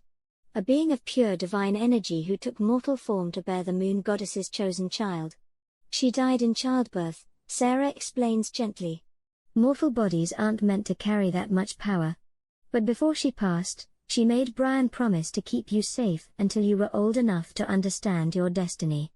I'm shaking now, pieces of a puzzle I didn't know existed falling into place. Why didn't you come for me sooner? I ask. Why did you let me suffer with the Red Moon Pack for all these years? We tried. Thomas says, his voice heavy with regret. But Fenris had declared you both dead from the battle. We wondered if this was true and spent years searching, never knowing you were right under our noses. How did you find me now? Word travels fast in our community. Sarah smiles. A silver wolf with starlight markings shifting for the first time? That's not something you can hide.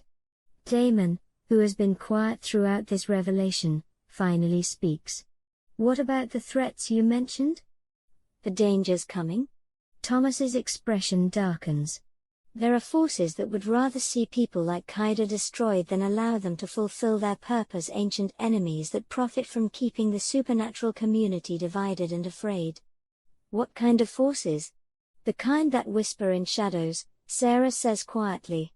The kind that have been influencing leaders like Fenris for years, turning them against their own people. I stand up abruptly and walk to the window. Outside, pack members are going about their daily routines, unaware that their world might be in danger. What do I need to do? I ask. Sarah approaches me at the window. Learn to control your abilities fully, and when the time comes, you'll need to choose. What kind of choice? Whether to use your power to protect others, or to let fear drive you into hiding, Thomas says. The forces working against us want you afraid, isolated, convinced that your power is too dangerous to use. And if I choose to fight? Then you risk everything, Thomas says bluntly. Your life, your relationships, your humanity. But you might save everyone else. The room falls silent. I can feel everyone watching me, waiting for my reaction. I need some time to think, I finally say. Of course. Damon says immediately. Sarah, Thomas, you're welcome to stay as long as needed. After they leave, Damon and I are alone in his office. He doesn't try to comfort me or tell me everything will be all right. He just waits. My whole life has been built on lies, I finally say. Not lies. Protection. Fenris knew, didn't he? He knew what I really was and punished me for it. Probably. Men like him fear anything they can't control. I turn to face him. Are you afraid of what I am? He considers this seriously. I'm afraid of losing you. But afraid of you? Never. Even knowing I might have to choose between being with you and protecting others? Especially knowing that. Taking my hands in his. Kaida, whatever choice you make, I'll support it. Even if it means losing me? You are my mate, I will never lose you. For the first time since learning the truth, I feel like I can breathe again. Whatever's coming, whatever choices I have to make, I won't face them alone. In my mind, Sylvie stirs. Our mate is worthy, she says with satisfaction. He will stand with us no matter what comes. Yes. I agree, looking into Damon's steady blue eyes. He will. Something flickers behind his eyes, something unspoken. He moves closer, his fingers tightening gently around mine until the air between us hums. Then, as if testing a promise, he leans in. His breath brushes my cheek, then his lips find mine. Soft. Certain. Gentle, impossibly brief, a whisper of contact that leaves a warmth where it touched. When he pulls back, we both breathe a little harder, smiling because the moment felt like a vow more than a touch. Chapter 15. I'm resting in my room when a surge of controlled fury ripples through our mate bond. Damon's anger is precise, measured, but it carries an edge sharp enough to make my chest tighten. Then I hear his low, menacing growl echoing from downstairs. By noon, 3 different packs have sent formal demands to speak with Damon, their envoys moving like shadows over the borderlands. I hear whispers threading through the estate, rumors of my true nature spreading like wildfire through the supernatural community. Every mention seems to twist the air tighter around me. I pace in my bedroom, trying to still the nervous energy coiling inside me, when Maya bursts in without knocking. The Red Moon pack is at the border. She announces, breathless. Fenris brought half his warriors, and he's demanding you be returned immediately. This was inevitable. Sarah followed, and behind her your awakening has thrown the balance of power into chaos. Fenris can't risk other packs discovering he once had a divine heir under his control and treated the way he did. So, he's going to start a war instead? I ask, my voice tight. He'll frame it as protecting the supernatural community from a dangerous unknown. Thomas answers, stepping into the room. By now, he's probably convinced half the neighboring packs that you're either cursed or unstable. Downstairs, raised voices ripple up, blending with the growls and snarls of new arrivals, the Silvermane pack, the Iron Ridge pack, and others whose names I don't yet know. Through the mate bond, I feel Damon's stress coil and tighten, the weight of managing multiple political fires pressing down on him. Every thread of tension, every crack in the peace, vibrates through me, leaving my stomach knotted and my pulse racing. I should be down there, I say, heading for the door. No. Sarah's voice stops me cold. Not yet, let Damon handle the initial negotiations. She says. Your presence right now would only escalate things. So I'm supposed to hide while everyone argues about my fate? You're supposed to be strategic. Thomas corrects. Fenris wants you to react emotionally, to prove his point that you're unstable. Yes, Maya chimes in, and you need to look the part too. Her tone leaving no room for argument. Within minutes other females have gathered bringing hairpins, ribbons, and tiny pink flowers. They begin to braid my silver hair, weaving the blossoms delicately into each plait, their hands moving with practiced precision and gentle care. Every tug and twist is soothing, a rhythm that makes my nerves ease just a little. One of the women pauses, fingers gentle on my shoulder. You've changed so much, she murmurs. When you first arrived, you were all sharp edges and shadows. Now. Her hand gestures vaguely. You look like you're finally becoming yourself. I look at my reflection. My body doesn't look quite so fragile anymore. Regular proper meals have softened the harsh angles, filled in the hollows at my collarbones. I almost look healthy. Then comes the dress. It's a pale, silvery lilac gown that seems to catch the light in subtle, shifting tones, complementing the silver of my hair and the soft pink of my skin. The bodice fits snugly, accentuating strength in my shoulders and chest, while the skirt flows freely, moving with the fluidity of a wolf in motion. Tiny embroidered patterns, delicate swirls that echo the shape of paw prints and vines, trail along the hem and sleeves. It's elegant, almost ethereal, yet undeniably strong, a dress that feels like it belongs to me, the wolf at the center of a pack. As they adjust the final flower in my braid, I pause and catch sight of myself in the mirror. I barely recognize the girl staring back. Gone are the bruises, the exhaustion, the hidden, crouched form I've been carrying for days. In their place is something new, proud, poised, unyielding, the wolf I am, emerging in full form. Now you can face any pack, showing your true self. Maya smiles. As I consider my reflection, a hum of awareness flickers through me. Damon. I feel him there, distant but undeniable, a thread of presence tugging gently at the edges of my mind. My pulse quickens, just slightly, and my chest tightens, not from fear, but from recognition I can't yet name. Even in his absence, even while I stand here preparing to face the other alphas, I know, some part of me has already answered to him. I breathe in, steadying myself. The dress, the hair, the flowers, they are just clothes and adornments. But combined with that invisible pull, they have coaxed out a part of me I didn't know I could be. And for the first time in days, I feel entirely, irrevocably seen. An hour later, Sarah appears with updates. It's chaos down there. Some packs are backing Fenris, claiming that bloodlines like yours died out centuries ago and you must be some kind of imposter. Others are staying neutral but nervous. A few are actually supporting Damon. What about Fenris himself? I ask. Sarah's expression darkens. He's telling everyone that you're using dark magic to manipulate people, that your abilities prove you're touched by evil forces, not good ones. I feel Sylvie's rage rise within me, my eyes probably flashing silver. That lying piece of, I feel Sylvie's rage rise within me. Give me 5 minutes with that. Calm down, I urge her silently. Exactly what he wants, Sarah interrupts firmly. Kaida, you need to understand something. Fenris has spent years building political alliances. This was never going to be a fair fight.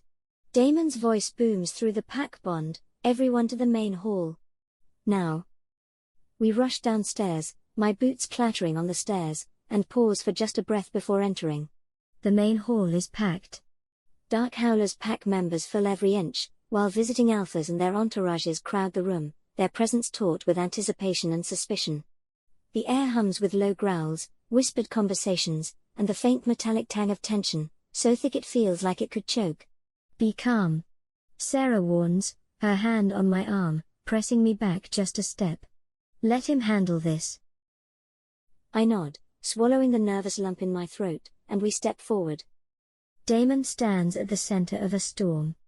His presence dominates, commanding attention, even while surrounded by rival alphas and their guards. Heads tilt toward him instinctively, eyes follow him as he moves. And then, his gaze finds me. It seems like a mere acknowledgement to everyone else, the alpha surveying his mate, calm and in control. But through the mate bond, I feel it differently. For the briefest instant, the restraint he's been holding, a dam of his inner wolf, kept in check to allow me to settle, phrase. Desire flickers through him, deep, raw, unmistakable. His eyes take me in fully, not just observing, not just recognizing, but consuming, claiming. Heat rushes to my cheeks. My heart stumbles. I try to draw in a steadying breath, but it catches halfway in my throat, tangled in something fierce and unfamiliar. Even amid the chaos, the growls, the whispers, the rigid stances of rival packs, I feel the pulse of him, the predator beneath the alpha, the wolf that knows I am his, whether I understand it yet or not. Then, just as quickly, the moment passes. His control snaps back into place. Damon addresses the room, his voice authoritative, calm, deliberate. Everyone hears the command, everyone obeys, but I am left with the ghost of that look, the spark of something feral that belongs only to me. The Red Moon Pack has issued a formal challenge. He announces. They claim that Kaida was stolen from their territory unlawfully and demand her immediate return. They'd invoke the right of reclamation under the old laws. A murmur runs through the crowd. I don't know what that means, but from everyone's expressions, it's not good. Alpha Rias of the Silvermane Pack steps forward, a cold smile on his weathered face. The right of reclamation is clear, Damon. If a pack member leaves under disputed circumstances, the original pack has 30 days to formally reclaim them through combat trial or blood debt. Kaida was never a true member of Red Moon Pack, Damon replies steadily. She was a captive, abused and denied basic pack rights. According to who? I see Tarek standing rigid, glaring at Damon. My father has documentation showing she was properly housed, fed, and given work appropriate to her station. If she was dissatisfied with her treatment, she should have petitioned the Pack Council, not fled in the night like a thief. Before I can stop myself, the words come out louder than I meant. A thief? What exactly did I steal? The room hushes, the collective breath of dozens of wolves and alphas seeming to pause in unison. Every pair of eyes turns toward me, some curious, some guarded. My pulse hammers in my ears, and for a moment, I feel the weight of every gaze pressing down, like the floor could drop out beneath me. I force my shoulders back, and as I walk further into the room I make a point of meeting as many faces as I can. Unashamed, I want them to see. I want them to watch my eyes glow purple in the lamplight. I hold each look a fraction longer than civility requires, and watch the reactions bloom. A low ripple runs through the crowd, hands freeze mid-gesture, murmurs die in throats. An elder alpha's scarred jaw tightens, two apprentices exchange stunned, hungry grins, a woman near the back presses her palm to her mouth and leans forward as if to catch something delicate. A few people visibly recoil, stepping back as if struck by a sudden chill. Others sharpen, eyes calculating, measured assessments rolling over their faces like waves. Someone breathes. By the moons. Under their breath, and the sound threads through the hush like a ripple. Stay calm. Sylvie whispers. Her voice is steady, grounding, and I cling to it like a lifeline. I take a deep breath, forcing my racing heart to slow, and focus on the path ahead. Through the mate bond, I feel Damon's presence, a tether that both reassures and ignites something deep inside me. Even from across the room, I sense the careful restraint he's holding, the controlled heat in his gaze that hums against my skin. Step by step, I move forward. The path seems to part before me, the crowd instinctively giving way, a subtle acknowledgement of the pack's hierarchy. Each footfall echoes against stone, loud in the silence, yet nothing in the room dares interrupt me. Tarek's eyes narrow as he looks me up and down. Pack resources. Training. Protection. You were promised as a potential mate.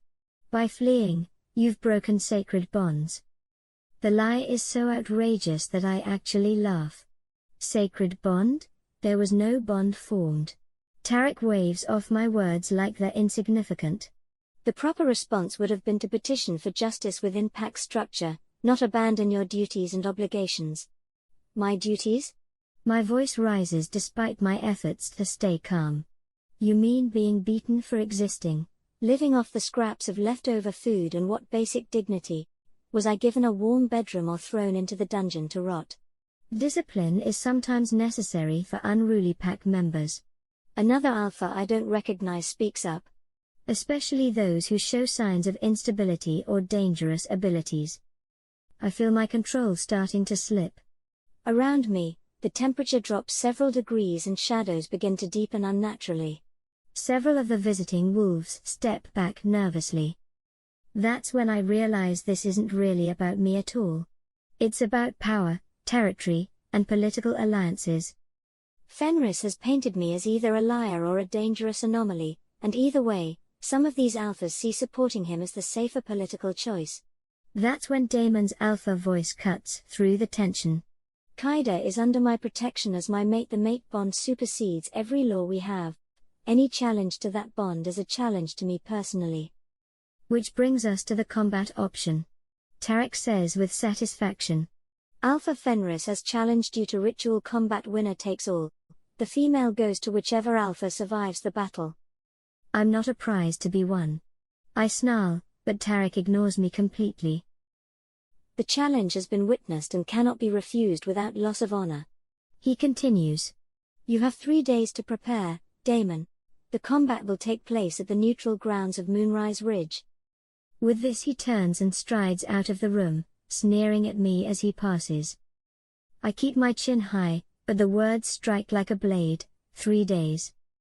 3 days until blood is spilled. No.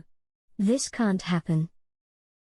As the visiting alphas file out, making their various political positions clear, I'm left feeling like a piece on a chessboard that everyone is moving around without asking my opinion. This is insane, I say once we're alone with just the core pack members. I'm not going to let you risk your life because Fenris can't handle losing control of me. It's not your choice, Damon replies quietly. Under the old laws, I have to answer the challenge or be branded a coward. That would destroy this pack's standing in the community. Then I'll answer it myself. Challenge Fenris directly. Females can't issue formal challenges under pack law, Maya says apologetically. It's archaic and sexist, but it's still the rule. I sink into a chair, overwhelmed. Everyone gets to decide my fate except me. Later that night, I retreat to my room, but sleep is impossible. I pace, the floorboards creaking beneath my boots, my mind spinning with everything I've seen and heard, the rival packs, Fenris's threats and lies, the whispers of the supernatural community, the unbearable weight of expectation pressing down on me. A soft knock breaks the restless rhythm of my steps. Come in? I call. Damon appears. His presence fills the small space without effort. I couldn't let you stay awake alone. He says softly. I swallow, suddenly aware of the closeness, the way the moonlight catches in his eyes. I can't rest. I admit, pacing a little faster. There's too much happening, too much I don't understand. He follows my movements, unhurried and deliberate, until he's just a step behind me. Then, gently, he reaches out, letting his hand hover before settling lightly on my shoulder. The touch isn't possessive, but grounding. Anchoring. Kaida. He murmurs, and the single word is enough to make me stop. His eyes lock on mine, intense, patient, steady. You don't have to carry all of this alone. The pull of him through the bond is undeniable, and my chest aches with the tension. I know. I whisper. But it's hard to feel everything at once. I'm scared I'll break. You won't. His voice is low, firm, carrying a certainty I desperately want to believe. One hand brushes a loose strand of hair from my face, lingering at my temple. I don't want to add to what you're already carrying. I'll wait, I'll keep myself in check. For a long moment, we just stand there, the silence broken only by our uneven breaths. The air hums with something unspoken, raw, dangerous, restrained. I can feel his inner wolf straining at the edges, the pulse of desire he keeps firmly leashed, and the tether of the mate bond pressing against my soul. Finally, I exhale shakily and drift toward the balcony. The night sky stretches endlessly, stars winking cold above us. He comes to stand beside me, solid and protective, tethered to me. What if you lose? I ask quietly. I won't. His certainty grounds me, even as the weight of the world presses closer. But what if? Kaida. His hands are on my face again, commanding attention without force. I will not lose you, not to Fenris, not to anyone. My heart hammers, the mate bond thrumming louder, and for the first time, I truly feel it, not just his protection, but the raw hunger beneath, held carefully at bay. My wolf purrs in response, a low, dangerous thrill.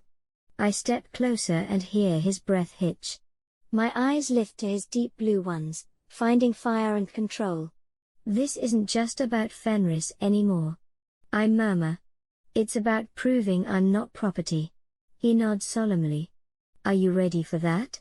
I'm ready to stop running. I say, my voice firmer. I'm ready to fight back. Through the bond, Sylvie's approving purr vibrates at the edge of my mind. Finally. Let them see what happens when they corner a divine wolf. The stars glitter above, cold and distant. I make a silent promise to myself, whatever happens in the next 3 days, I will never again be anyone's victim or prize. Damon. My voice comes out small, uncertain. He smiles. Yes?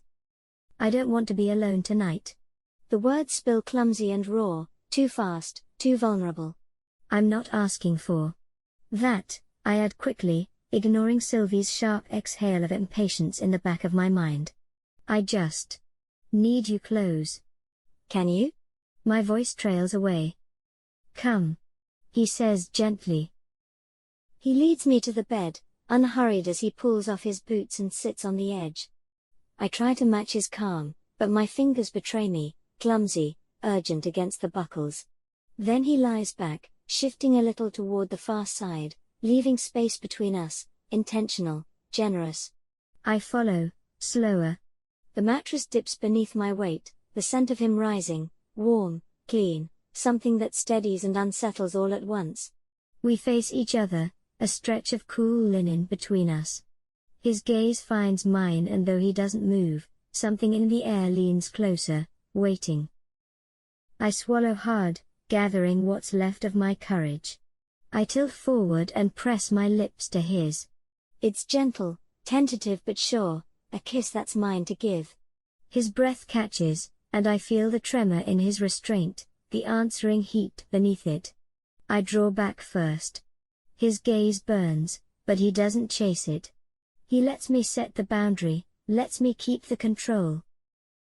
Satisfied, I nuzzle into his chest, my cheek finding the quiet rhythm beneath his shirt. His heartbeat steadies, slow and deep, until the world fades around it. Wrapped in his presence, I finally surrender to sleep. Chapter 16. The next morning brings preparation and unexpected visitors. I'm in the training yard working through combat forms when a commotion at the front gates draws everyone's attention. Well, Maya mutters as we approach. Look what the cat dragged in. Luna Elara stands at our territorial boundary, flanked by 2 Red Moon warriors. Even from a distance I can see the cold fury in her eyes and the way her hands tremble with barely contained rage. I demand to speak with the whore who is attempting to destroy my family. She calls out loud enough for half the pack to hear. Damon steps forward, his alpha presence making the Red Moon warriors shift uneasily. You're not welcome here, Luna. I have a right to face the woman who tries to ruin us, she snarls back. Unless the mighty Dark Howlers are afraid of one wife? It's a calculated provocation, a line chosen to force Damon into showing weakness if he refuses. I feel his frustration through the bond, tight and quick, but I make the choice for him. Let her in, I call out, ignoring Damon's sharp look. But just her. The warriors stay at the border. Luna Elara stalks toward me like a woman possessed, her hair wild, her clothing disordered. When she draws near, the sour tang of alcohol is on her breath and there are dark crescents beneath her eyes. You, she hisses, stopping just short of reach. You couldn't just be grateful for what you had. You had to destroy everything.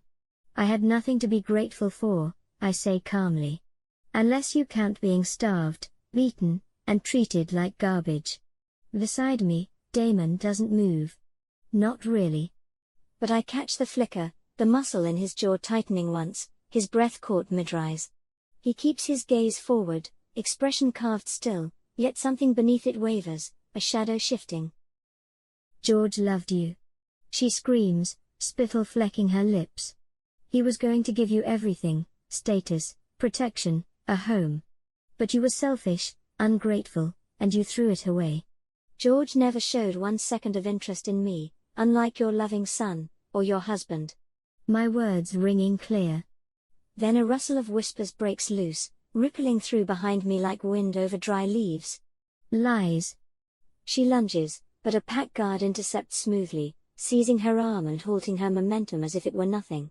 You seduced him, led him on, and then ran when he tried to claim what was rightfully his. I study her face and see more than fury, there's raw, jagged pain behind it.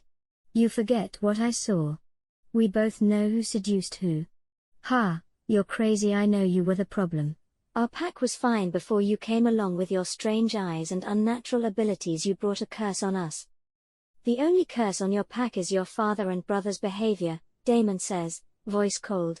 Now leave, or I'll have you removed. But Luna isn't done. You think you've won? You think hiding behind your new mate makes you safe? She laughs, harsh and triumphant.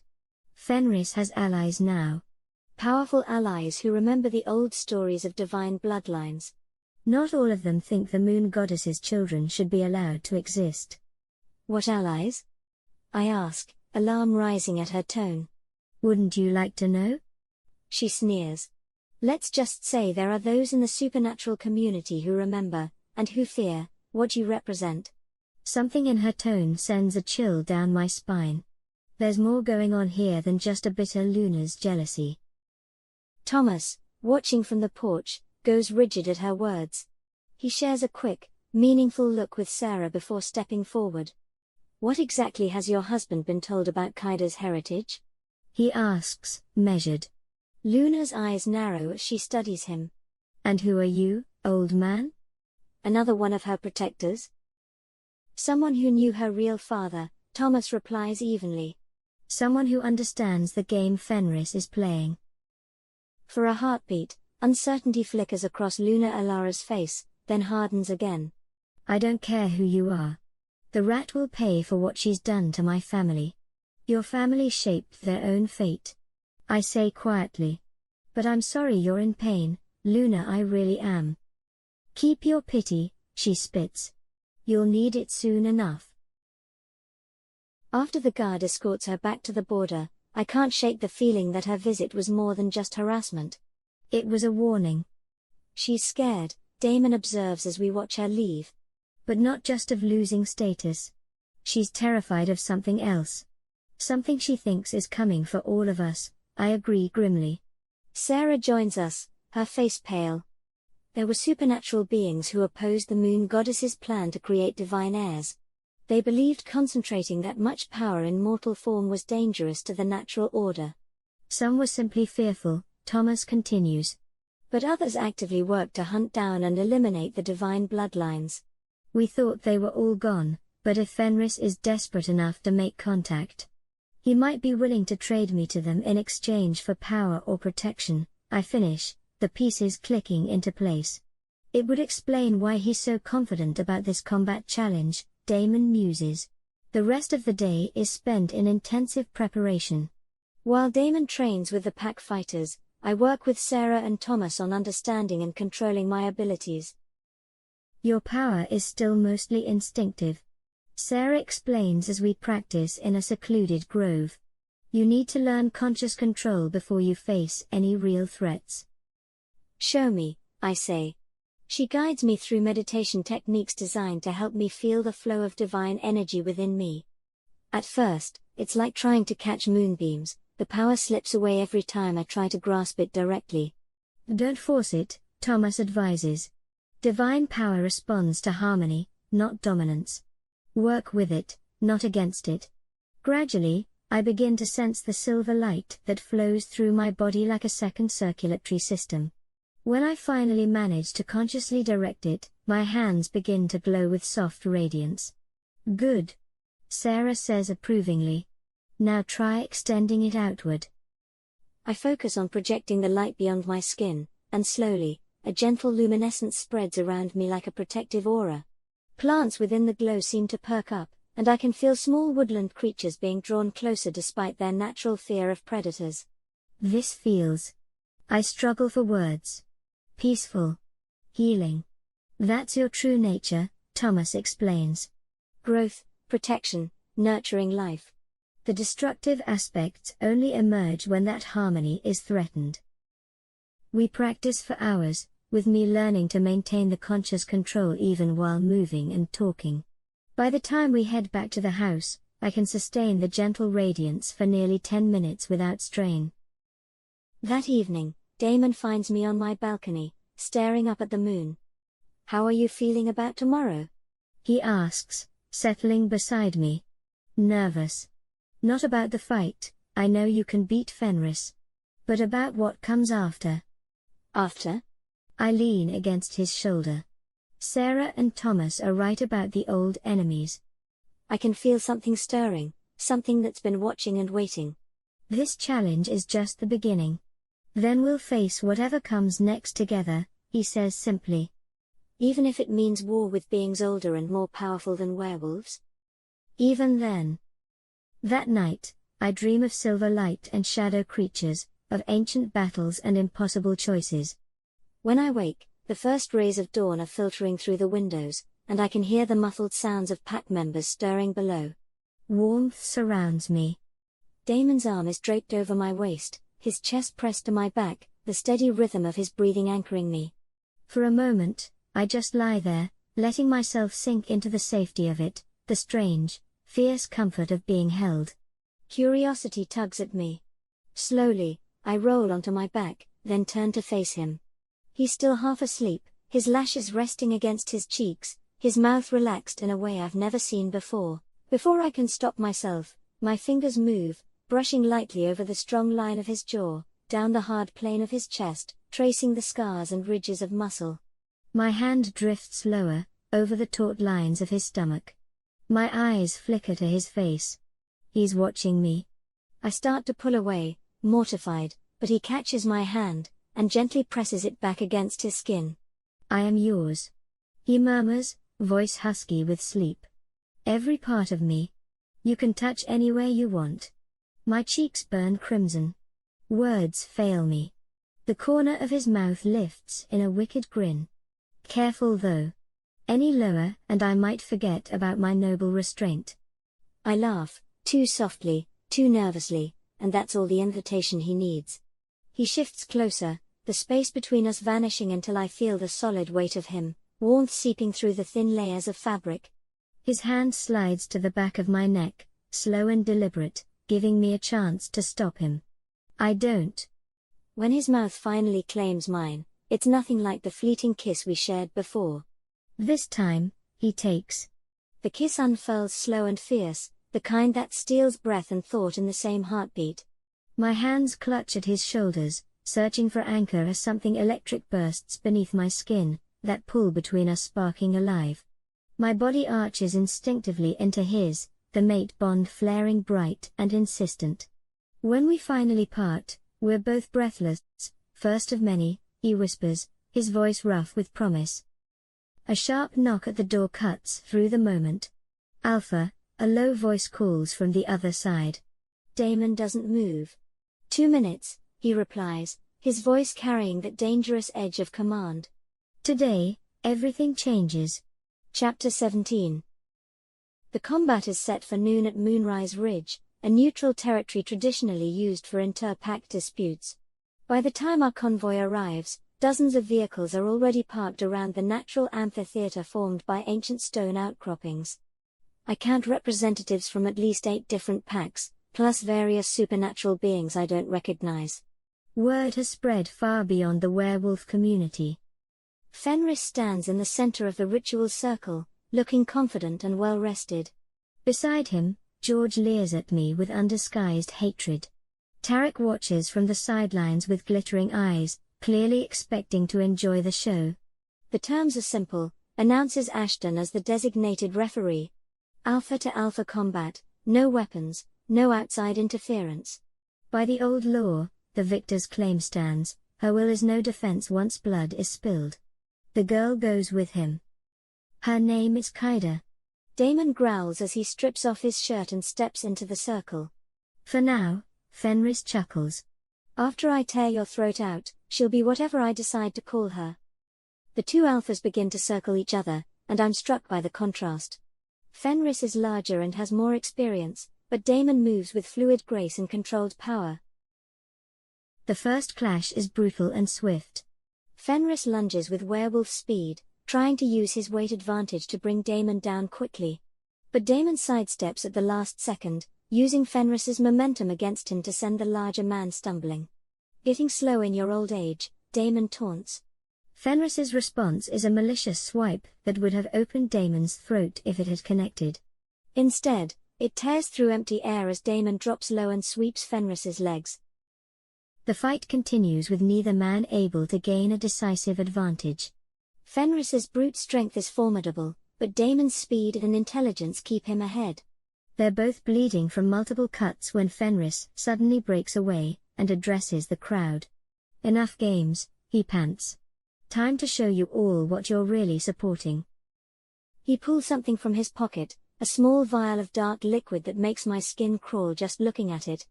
The liquid seems to move on its own, and whispers seem to emanate from it.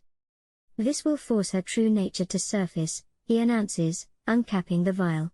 Let everyone see the monster hiding behind a pretty face. Thomas shouts a warning, but Fenris is already hurling the contents at me.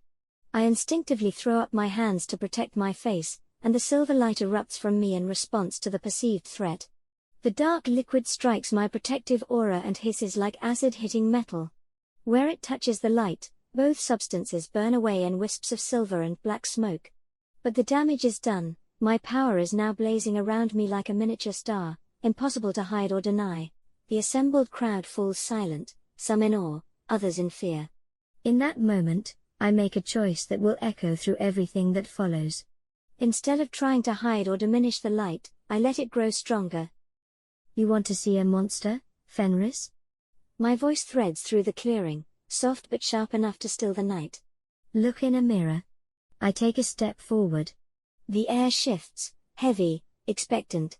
Moonlight bends, catching on the edges of my skin until it looks like I'm burning from the inside out.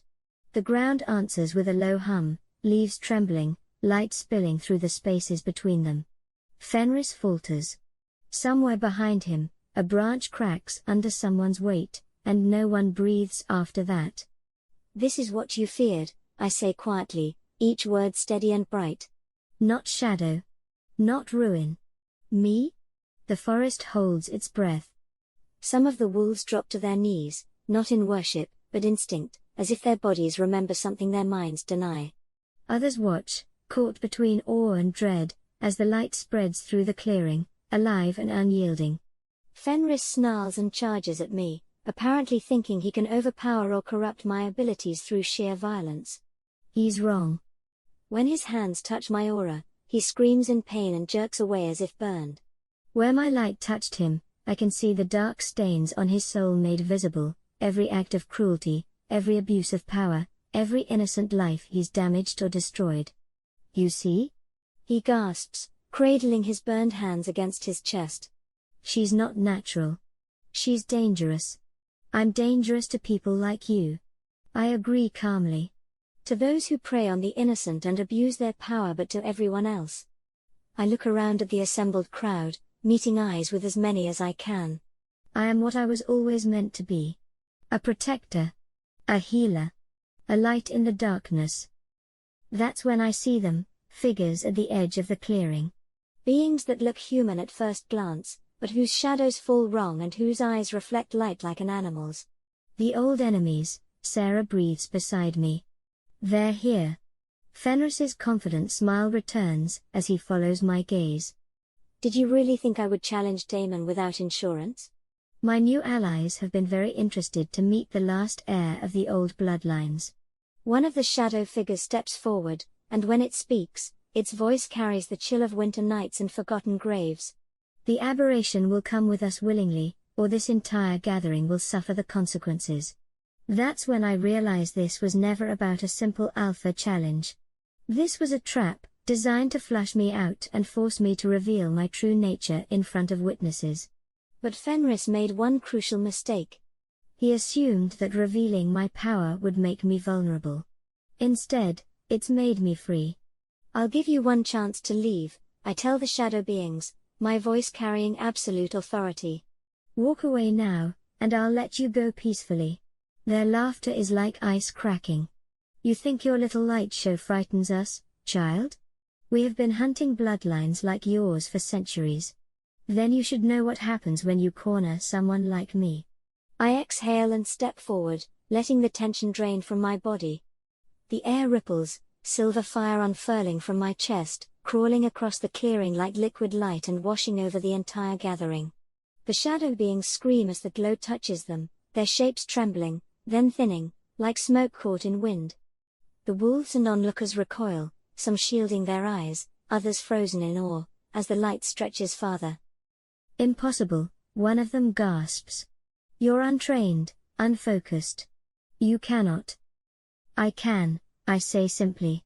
Because I'm not fighting for dominance or power or pride. I'm fighting for love. For justice. For everyone who has ever been broken by predators like you. The light continues to expand, and everywhere it touches, I can see the truth of people's souls. Some shine with their own inner light, pack members who have shown me kindness, leaders who truly care for their people, individuals with good hearts despite their flaws. Faces twist in the glow, some ashamed, some defiant. Fenris and his allies can't hide behind their masks anymore, the light shows everything. The shadows recoil, collapsing into themselves, hollow and hungry. This is what you're choosing between. I say, steady and clear. Light or darkness, protection or prey. When the radiance finally fades, several of the shadow beings have fled. The remaining ones look diminished, almost fragile in the afternoon sunlight. Fenris lies unconscious, overwhelmed by having his true nature exposed so brutally. George has actually shifted to wolf form and run away, his courage failing him completely. The alphas who had been supporting Fenris stand frozen, clearly reconsidering their positions now that they've seen what they were really aligning themselves with. Damon steps beside me. The combat challenge is forfeit, he declares. Fenris failed to face his opponent honorably and brought outside interference to what should have been a fair fight. The referee, looking shaken, nods slowly. The challenge is void. Alpha Damon retains his mate by right of forfeit. But I'm not done. There's one more thing that needs to be said. I reach for Damon's hand. His fingers close around mine without hesitation, solid, grounding, the quiet strength beneath the storm. The crowd shifts, uncertain, their eyes flicking between us. We stand side by side, light still pulsing faintly from my skin, shadows held at bay by the simple fact that we're together. From this moment forward, I am not any pack's property to be claimed or traded. I announce, my voice carrying to every corner of the amphitheater. I choose my own path, my own allegiances, my own battles. And I choose to stand with those who protect rather than those who prey. I turn to face Damon, who has been watching everything with a mixture of pride, concern, and absolute determination to support whatever choice I make. I choose you. I say simply. Not because pack law says I have to, not because you won me in combat, but because you're the kind of man, the kind of alpha, worth choosing. The crowd erupts in a mixture of cheers, arguments, and heated discussions. Some packs are clearly reconsidering their political positions, while others huddle together in worried conferences. But I only have eyes for Damon, who takes me in his arms despite the lingering traces of divine energy still crackling around me. "Are you all right?" he asks quietly. "I will be," I reply. "We all will be." Because for the first time since this all began, I'm not running or hiding or letting others make choices for me. I've claimed my power, revealed my true nature, and made my position clear. Let the enemies of light come. I'll be ready for them. Chapter 18. The aftermath of Moonrise Ridge changes everything. Within 48 hours, 3 packs formally request audiences with Damon to discuss alliance possibilities while 2 others quietly sever existing agreements with the Red Moon Pack. But victory comes with its own dangers. I'm reviewing security reports in Damon's office when Maya rushes in, her face grim. Sarah found traces of dark magic around the perimeter. Someone's been testing our defenses.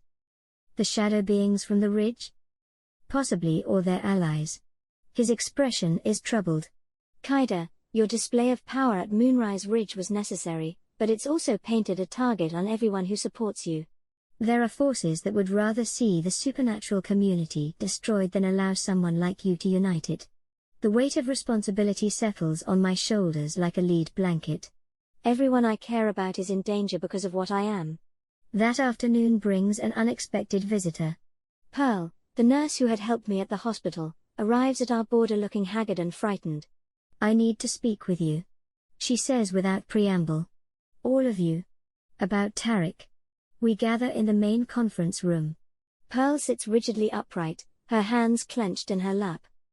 "After the challenge, Tarek came home," she begins. "Different. Different how?" I ask, though I'm not sure I want to know. "Obsessed. He talks about you constantly, about your power, about how he was meant to claim you." Her voice drops to almost a whisper. "Last night. I found him in your old room. He'd built a shrine. Pictures of you, locks of hair he'd somehow collected, items of clothing." My skin crawls at the thought. "He what?" "There's more." She looks directly at me for the first time. "He's been meeting with someone. Someone who promises they can help him win you back by neutralizing your abilities." Damon goes very still. "What kind of someone?" "I don't know. But whoever it is, they've given him something. A pendant that reeks of dark magic. When he wears it, his eyes turn black and he speaks in voices that aren't his own." Sarah and Thomas exchange alarmed looks. "Possession," Thomas says grimly. "Someone's using Tarek as a vessel." "Or as a weapon," Sarah adds. "Kaida, if they can get close enough to you through someone you know." "They could disrupt my connection to divine power long enough to capture or kill me," I finish. "So now I have to worry about Tarek being turned into a supernatural assassin." "It gets worse," Pearl continues. "Fenris has been meeting with pack members who are unhappy with how things have gone. He's building support for another attack." I study her face, seeing genuine fear beneath her usual composure. "Why are you telling us this? Why help me?" She's quiet for a long moment. Then, "Because I've spent years watching my alpha destroy everything around him." "I won't let him destroy you too. I should have spoken up before, when I could see what was happening to you." I feel Damon's wolf snarl through our bond at thoughts of my past. I rest my hand on his knee, silently calming him. "What do you want from us?" Damon asks carefully. "Protection for myself and for the pack members who don't support Fenris's alliance with dark forces." She meets my eyes again. "I know I failed you before. But there are innocent people in Red Moon Pack who don't deserve what's coming." Before I can respond, alarms start blaring throughout the house. Maya taps her earpiece, listening intently. "Border breach, Sector 7 multiple hostiles, unknown nature," she reports. We race to the windows overlooking the southern boundary. In the fading daylight, I can see figures moving through the tree line, too many to count, moving with inhuman coordination. "Shadow beings," Thomas says grimly. "A lot of them, and they're not alone." I can make out werewolves running alongside the shadow creatures, their eyes glowing with unnatural light. At their head, a figure I recognize despite the distance. Tarek, wearing the dark pendant Pearl described, leading an army against his former pack mates. They're not just here for me, I realize. They're here to eliminate anyone who might support me. How many? Damon asks Maya, who's coordinating with the patrol teams. At least 50. Maybe more. And Damon. She looks up from her radio. Similar movements on the eastern border. We're surrounded. The attack begins just as darkness falls. Shadow creatures flow like smoke through our defensive lines while possessed werewolves provide physical force and tactical knowledge of our territory. I find myself in the main hall, surrounded by pack members looking to me and Damon for guidance. The irony isn't lost on me. The girl who spent years being powerless is now the one everyone expects to save them.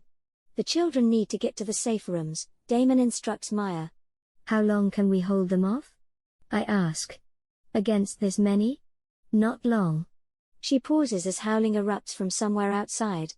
I think we need to consider evacuation. No. Damon's voice is firm.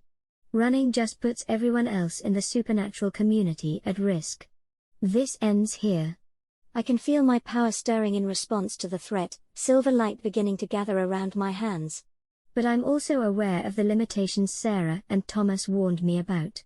Using your abilities on this scale will drain you completely, Thomas says, reading my expression. You might stop this attack, but you'll be vulnerable for a while. Then we'll have to make sure I don't need them afterwards. But even as I say it, I know the real problem isn't just this attack. It's what comes after.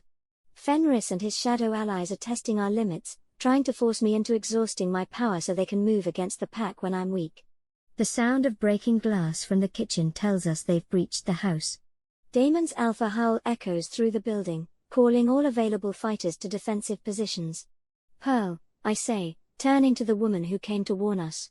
You know the Red Moon Pack's tactics better than anyone. Where would Fenris be right now? She doesn't hesitate. Somewhere safe, watching. He'll let others take the risks while he waits. Then we need to force him out of hiding. I close my eyes and reach for the silver light within me, but instead of releasing it outward, I shape it into something more focused. More personal. When I open my eyes, they're blazing with divine radiance bright enough to cast shadows in the already lit room. What are you doing? Sarah asks, alarmed. Something Fenris won't expect. I smile, and I know it's not entirely human anymore. I'm going hunting. Damon bristles next to me. Before anyone can stop me, I shift letting my wolf take over. Sylvie growls in anticipation. I'm moving toward the sounds of combat. But I'm not running to the fight, I'm walking calmly, deliberately, letting my power build with each step. When the first shadow creature rounds the corner and sees me, it hesitates. The divine light radiating from me isn't the explosive display from Moonrise Ridge, it's something far more controlled and infinitely more dangerous. Hello, I say. You're trespassing. My instinct was right, it can hear my wolf clearly. The shadow being tries to attack, lunging forward with claws extended. I don't move. I don't need to. The moment it enters my aura, it begins to dissolve. The darkness that gives it form is simply cleansed away in my light, leaving behind only confused wisps of energy that dissipate harmlessly. 2 more shadow creatures appear, flanking me from both sides. Same result. They touch my light and cease to exist as corrupted entities. But it's when Tarek rounds the corner that things get interesting. Kaida. His voice is his own, but layered with something else, something ancient and hungry. Finally, do you have any idea how long I've been waiting for this moment? I study his face, noting the way his features seem to shift subtly in the divine light. He's not really Tarek anymore. He sneers in response. I'm what Tarek was always meant to be, the thing wearing his face replies. Strong enough to claim you. Powerful enough to control you. Tarek was never strong enough for anything. I say calmly. That's why you chose him, isn't it? Weak minds are easier to inhabit. The creature snarls and charges, moving with supernatural speed. But I've been training, and more importantly, I'm no longer afraid. When he reaches me, I don't try to dodge or fight back. Instead, I place my paw on his chest and let my power flow directly into him. The scream that emerges from his throat is 2 voices, Tarek's human pain and something else's inhuman rage. The dark pendant around his neck begins to smoke and crack. Let him go, I command, and this time my voice carries absolute divine authority. Release him or be destroyed along with him. For a moment, the possessing entity fights my power. Then, with a sound like tearing silk, it's expelled from Tarek's body in a cloud of black smoke that my light immediately burns away. Tarek collapses, unconscious but breathing normally. The pendant crumbles to ash. One down, I murmur, then I shout internally. Fenris. I know you can hear me. Your assassins failed. Your possessed wolves are free. Your shadow allies are being purified as we speak. How many more do you want to lose before you face me yourself? The answer does not come as words. It comes as a sound that rips through the house, half roar, half scream. Every window trembles like it knows fear. Glass shatters. The floor quakes. Something in me flinches before I even see him. Then he steps out of the shadow. Through the wreckage. Through the dust still hanging in the air like smoke after a battle. And suddenly I understand why he has been so sure of himself all along. Fenris is not human anymore. Whatever deal he made with the shadow beings has changed him fundamentally. His eyes are pools of absolute darkness, his skin has a greyish tint, and when he moves, reality seems to bend slightly around him. The whispers that had been subtle before now emanate from him directly. You cost me everything, he says, his voice carrying undertones that make furniture crack. My pack, my son, my allies. All because you couldn't accept your place. My place was never as your victim, I reply steadily. And you didn't lose your pack because of me. You lost it because you chose darkness over light. Then let me show you what darkness can really do. He raises his hand, and shadows pour from his fingers like liquid night, rushing toward me with predatory intent. When they hit my aura, the collision sends shockwaves through the house. For the first time since this began, my light actually flickers under the assault. Surprised? Fenris laughs, advancing as his shadows continue to press against my defenses. Divine power isn't unlimited, child. And I have ancient forces on my side. He's right. I can feel the drain as my power works to purify his assault. This isn't like dealing with individual shadow creatures or a possession, this is fighting concentrated evil that's had time to grow and fester. But I have something he doesn't understand. Something he's never had. People willing to fight beside me. Damon appears in the doorway behind Fenris, his eyes blazing with alpha fury. Get away from my mate. Fenris spins, distracted, and his shadow attack wavers for just a moment. It's enough. I don't try to purify all of his darkness at once. Instead, I focus on one small part of it, cleaning away just enough to create a gap in his defenses. Then Damon strikes with werewolf speed and strength, his claws raking across Fenris's transformed flesh. Black ichor sprays instead of blood, and where it hits my light, it hisses and burns away. Impossible, Fenris gasps, staggering back. You're just a werewolf. You can't hurt me. He's not just a werewolf, I say, stepping up beside Damon. He's my mate. He's my choice. And he's protected by everything I am. I reach out to Damon in my mind, and immediately my light flows into him as well. His eyes begin to glow with reflected radiance, and when Fenris's shadows touch him now, they simply slide away harmlessly. You want to know the real difference between us, Fenris? I ask as we advance together. You've spent your whole life taking power from others, feeding on their fear and pain. I share my power freely with those who earn it. Around us, I can sense pack members throughout the house beginning to rally. Whatever shadow creatures remain are being driven back by fighters who no longer fear the darkness. Fenris makes one last desperate play. He begins to swell with gathered shadows, his form becoming less human and more abstract, a living void in the shape of a man. If I can't have you, he snarls, I'll make sure no one can. I'll drain this entire territory of life itself. The temperature drops in seconds. Plants visible through the broken windows begin to wither and die. I can feel him trying to pull the life force from everyone in the house.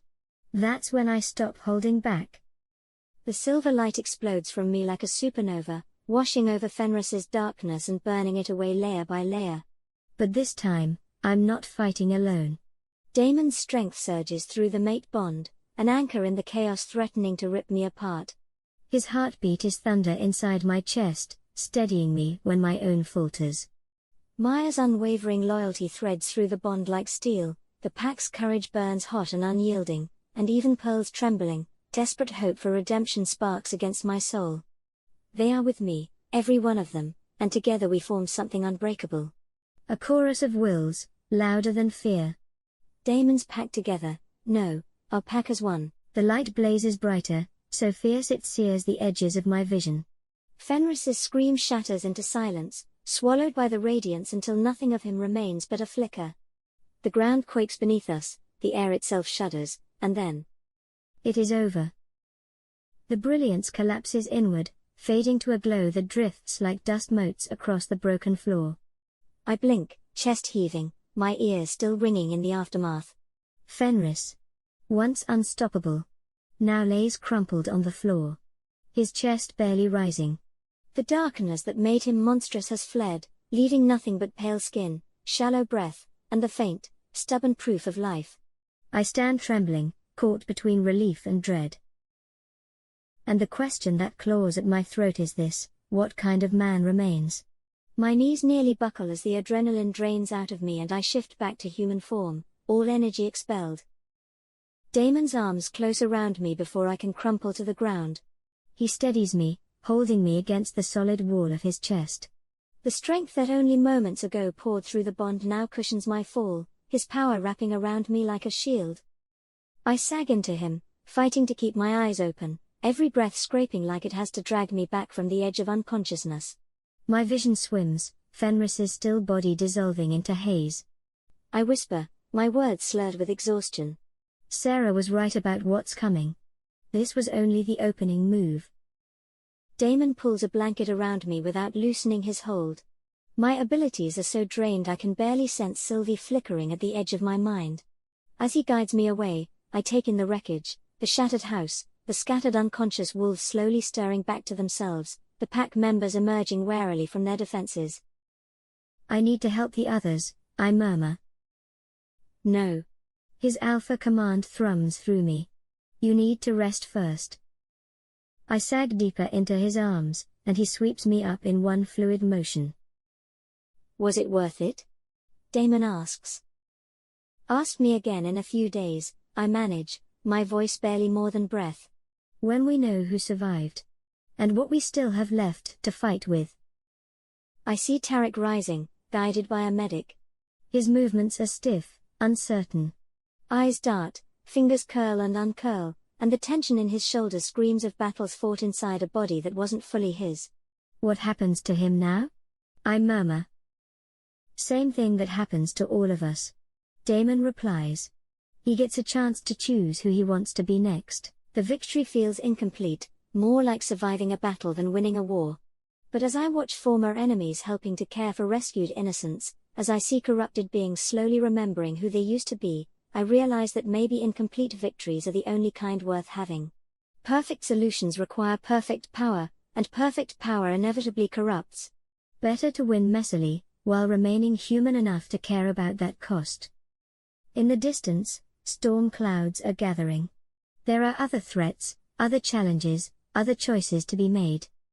But for now, we've bought time and saved lives. Sometimes, that's enough. Chapter 19. 3 weeks have passed since the attack. The estate has settled into a strange kind of quiet.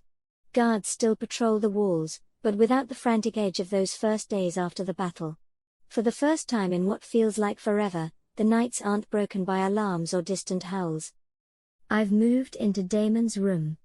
At first, I told myself it was just practical, why keep making him sleep into mine every night?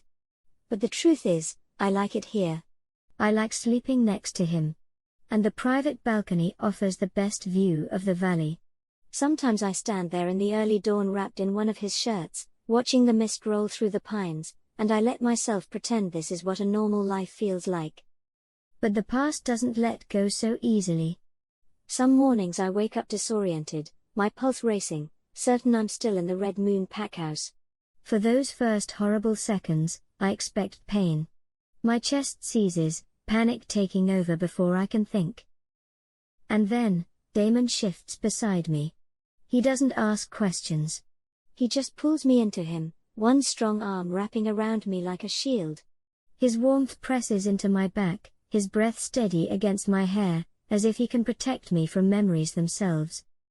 It should be comforting, but sometimes my body betrays me. I flinch. Not because I don't want him, goddess, I do. But because instinct still screams danger when there is none. The flicker of hurt in his eyes when I turn toward him guts my soul. He never says a word about it, but I can feel his frustration under the surface, and it lingers between us. A few days ago I overheard Sarah telling him in the hall that my body has learned to survive in an abusive environment, that reflexes like mine don't vanish overnight. She told him that patience is what I need most, that my wolf already knows who she wants. Damon only nodded, his jaw tight, his eyes shadowed. He's been nothing but understanding. Patient in ways I don't deserve, careful when I expect roughness, steady when I brace for abandonment. And yet I can feel it building between us, heat straining against restraint, something wild and undeniable pulsing just beneath the surface. Every time his hand brushes mine, every time I feel the rumble of his chest when he exhales against me, it sparks through me like lightning. We both know the world outside this room won't stay quiet forever. There are whispers of enemies gathering again, but for now, it's the storm between us that threatens to break first. My divine abilities are slowly returning, though they feel different now, more controlled but less instinctive. The rescued captives are healing, most of the corrupted beings we purified have integrated back into their communities. Fenris remains under house arrest but has been cooperative, providing intelligence about remaining shadow strongholds. Even Tarek, though still arrogant and demanding, has shown genuine remorse for his actions while possessed, though I hear he struggles with nightmares about things he was forced to do. The next attack comes as a whisper in the wind, not in the way any of us expected. Instead it starts with the rescued pack members. One of the victims we pulled from Fenris's operations approaches me after breakfast with tears in her eyes. I can't stop thinking about what happened. She says, her voice hollow. The things I saw, the way I felt when that darkness was inside me. What if I'm still dangerous? What if something is still wrong with me? Before I can respond, another rescued pack member appears beside her. It's getting worse for all of us. The nightmares, the intrusive thoughts, the feeling like we're going to lose control. I sense something else underneath their distress. It takes time too. But what if it's not trauma? The girl interrupts, her cheek flushing red. What if we were changed permanently? The doubt is infectious. Within hours, it spreads through our entire community. Pack members start questioning whether the purified corrupted beings can really be trusted, then other pack members starts questioning the decisions being made right now. It's Damon who first realizes what's happening. This isn't natural. He tells me as we watch another argument break out between formerly close allies. The timing, the way it's affecting everyone simultaneously, someone is doing this to us. A psychological attack? He looks at Maya, who is pacing in the room with another man, deep in quiet conversation. I've known Maya since we were in our mother's arms. She is the sister I never had. He says. But in all this time I have never seen her doubt her choices, even the ones she later regrets. He shakes his head, lowering his voice. I think someone is manipulating emotions directly. The revelation hits me like a physical blow. If someone has found a way to weaponize doubt and fear directly into people's minds, our community could tear itself apart from within. The decision is made over dinner. Damon's jaw is tight, Thomas looks restless, and I can feel the question pressing on all of us. If the unease hanging over the estate isn't just nerves, then where is it coming from? By the time the plates are cleared, we've agreed, Tarek might know something. He had after all told the guards he wanted to talk to us. The dungeon corridors are cold, the air damp and heavy with stone and silence. Our footsteps echo as Damon unlocks the door to Tarek's cell. It's still a cell, but not the kind I was used to. My old dungeon had been little more than a hole carved into stone, bare walls that sweated with damp, no light except what seeped through cracks, and nothing to soften the endless chill. Nights there had stretched forever, the cold gnawing at my bones until I forgot what warmth felt like. Tarek's room, by comparison, feels almost merciful. A lantern burns steady on the wall, chasing away the darkness. His narrow cot has a folded blanket and pillows, and a small wooden stool holds a pitcher of water and several books. Sparse, yes, but not cruel. The difference unsettles me more than I expect. No one had cared if I froze. No one had thought I deserved even this much. Tarek sits hunched forward on the cot, his hands clasped as if he's been waiting. His eyes lift to ours, haunted and hollow, but with a sharpness that makes my wolf bristle. Damon doesn't waste time. You said you wanted to talk. So talk. Tarek swallows, stands to face us, his gaze darting briefly to me, then Thomas, before settling on Damon. It's about my father, he says, voice low but steady. About what he's planning. Damon's muscles tighten. Fenris is under guard. He can't do anything. He doesn't have to, Tarek says quickly, almost desperately. He's already made contact with something that's been whispering to him for years. That presence hasn't gone. It's only found a new way to reach him. A chill prickles along my arms. What do you mean? Tarek leans forward, his shackles clinking. The doubt that's eating through your people. The fear, the mistrust, it isn't random. It's coordinated. There's something out there that feeds on division and despair. And now it's using my father, using what happened to him, as a weapon against all of you.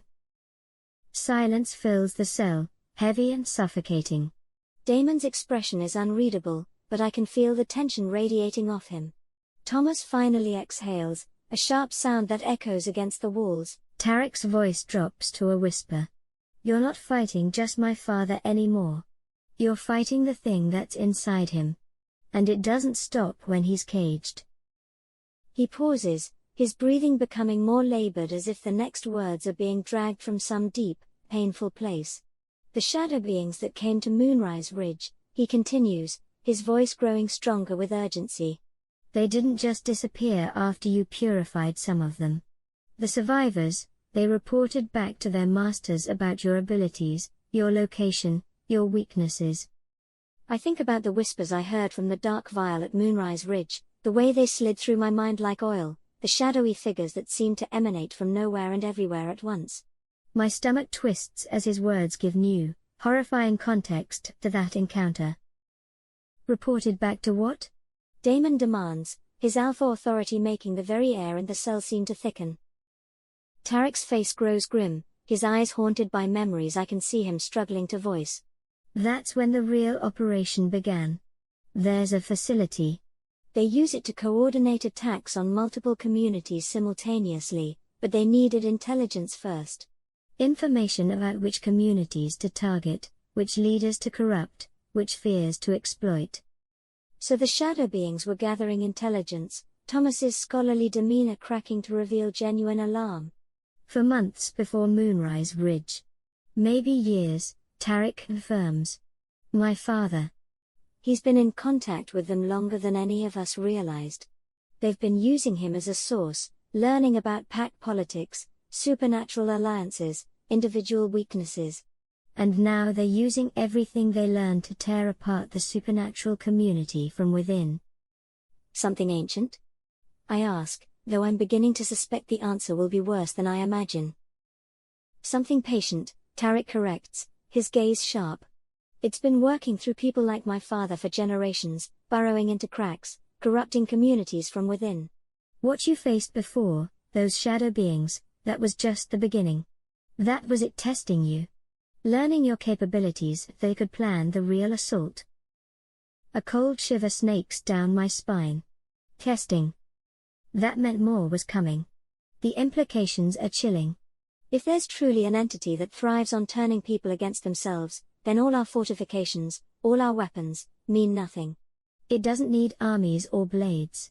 All it has to do is convince us we can't trust one another. How do we fight something like that? Damon's voice is low, rough, the kind of sound that carries both fury and dread. By not giving it what it wants, I hear myself say. The truth falls into place with startling clarity. It feeds on division, fear, isolation. So we do the opposite, we hold together. No matter what. Tarek gives a hollow smile, one that makes the hairs on the back of my neck rise. Easier said than done. It doesn't come at you head on. It whispers. It twists. It makes you doubt the people closest to you until you don't even realize you've already lost. Thomas shifts uneasily, his arms folded tightly against his chest. And you know this because? Because I felt it, Tarek says, voice almost breaking. It touched me, too. I've spent years trying to crawl out of its grip. My father embraced it. I resisted. But resisting doesn't make you clean. The cell goes quiet, the weight of his words pressing down like a storm about to break. Damon's hand brushes mine, just for a second. A grounding touch. A reminder of what's at stake if we let the shadows win. So now we know what we're up against, we can plan what to do, he said, almost satisfied. Let's go. I can't look away from Tarek. Before we do anything, Tarek. My voice wavers. Why? Confusion flickers across the group, but Damon moves closer, sensing the shift in my thoughts as memories rush through like crushing waves on the shore. His arm brushing mine again, but I give him a sharp shake of my head. No. This is mine. Tarek hesitates, understanding my question. He shifts his weight from one foot to the other, fists clenching and loosening. The silence feels sharper than claws. When he speaks, his voice is hoarse. You are my closest friend, Kaida. My only friend. We practically grew up together, just you and me. Do you remember? I nodded stiffly. I had suppressed that part of my childhood, when life had been good, when I was still innocent to the world we lived in. And then one day, you were just gone? No explanation. No goodbye. His throat works as he swallows. When you came back that day, serving food like you were no one, you didn't even look at me. I thought you'd forgotten me. Forgotten us. The words spear something deep inside me, something I buried years ago, the nursery, running wild through the gardens, hiding under bushes when the adults called for us, his crooked smile flashing like a secret just for me. How he would hold my hand when I was scared of the dark. I remember the scrape of bark when I fell out of a tree, the sting in my knees, and Tarek, small, stubborn Tarek, hauling me back to the nursery and carefully pressing plasters over the cuts as though his hands could heal anything. The rush of those memories nearly breaks me. I want to tell him I never left by choice. But another memory smashes through, the press of his hand around my throat, his voice snarling in my ear, and my stomach not so hard it's hard to breathe. I didn't leave you, I whisper. Not by choice. The others exchange uneasy glances, the weight of our words sinking in. They can't quite follow the thread between us, but they sense it. He steps forward, shaking his head. I hear Sylvie and Damon growl in unison in my mind. I didn't know anything. I asked, over and over. Father said you'd done something terrible. That you'd nearly ruined us. And I believed him, because the truth hurt too much. It was easier to lash out at you than to wonder why they tore you away from me. My chest tightens. So you hated me instead. My words stutter. His face crumples. He glances at Damon, frozen and rigid with fury, then back at me. I was angry at you because I remembered everything. I hated you because I missed you, and I didn't know what to do with that. I told myself you deserved it, that you'd brought it on yourself. That it wasn't his fault. Not mine. The rawness in his voice slices through me. Then his eyes drop to his hands. Horror darkens his features. I still miss you, Tally. His voice, soft and familiar, hit me in the gut, twisting something tight inside me. That day. When your eyes glowed. His voice drops, barely above air. I don't know what I would have done if they hadn't. A shiver runs through him, his chest tight. I might have gone too far. I might have hurt you worse than I already had. He doesn't look at me, but the weight of it hangs between us, heavy and undeniable. Damon growls, low and thunderous, the sound vibrating in his chest. His body angles in front of me, shoulders tight, as if holding himself back by sheer will. The words hang between us like smoke. My skin crawls with the memory of Tarek's grip, the bruises, the ice in my bones. He was my friend once. My brother in everything but blood. And now he's standing here confessing that he nearly destroyed me because he couldn't untangle his own rage from his father's poison. Inside me, two truths wrestle. 1. Tarek is as much a victim of Alpha Fenris as I am. 2. Tarek chose cruelty, and the hands that bruised me weren't his father's, they were his. I step in front of Damon, but rest my back on his chest, feeling it rapidly rise and fall. I need him to be calm. I don't know if I can forgive you. I say, my voice shaking. Not yet, but I think I understand you now, and maybe that's a start. He lifts his gaze, eyes rimmed with red. The fire and hardness I've known so long soften, flickering for a heartbeat. In that fleeting light, I catch a glimpse of the boy he once was, small, fragile, shadowed by scars that run deeper than his body shows. You even look different. He says, not just the hair and eyes. You look alive. Like you've finally been allowed to grow.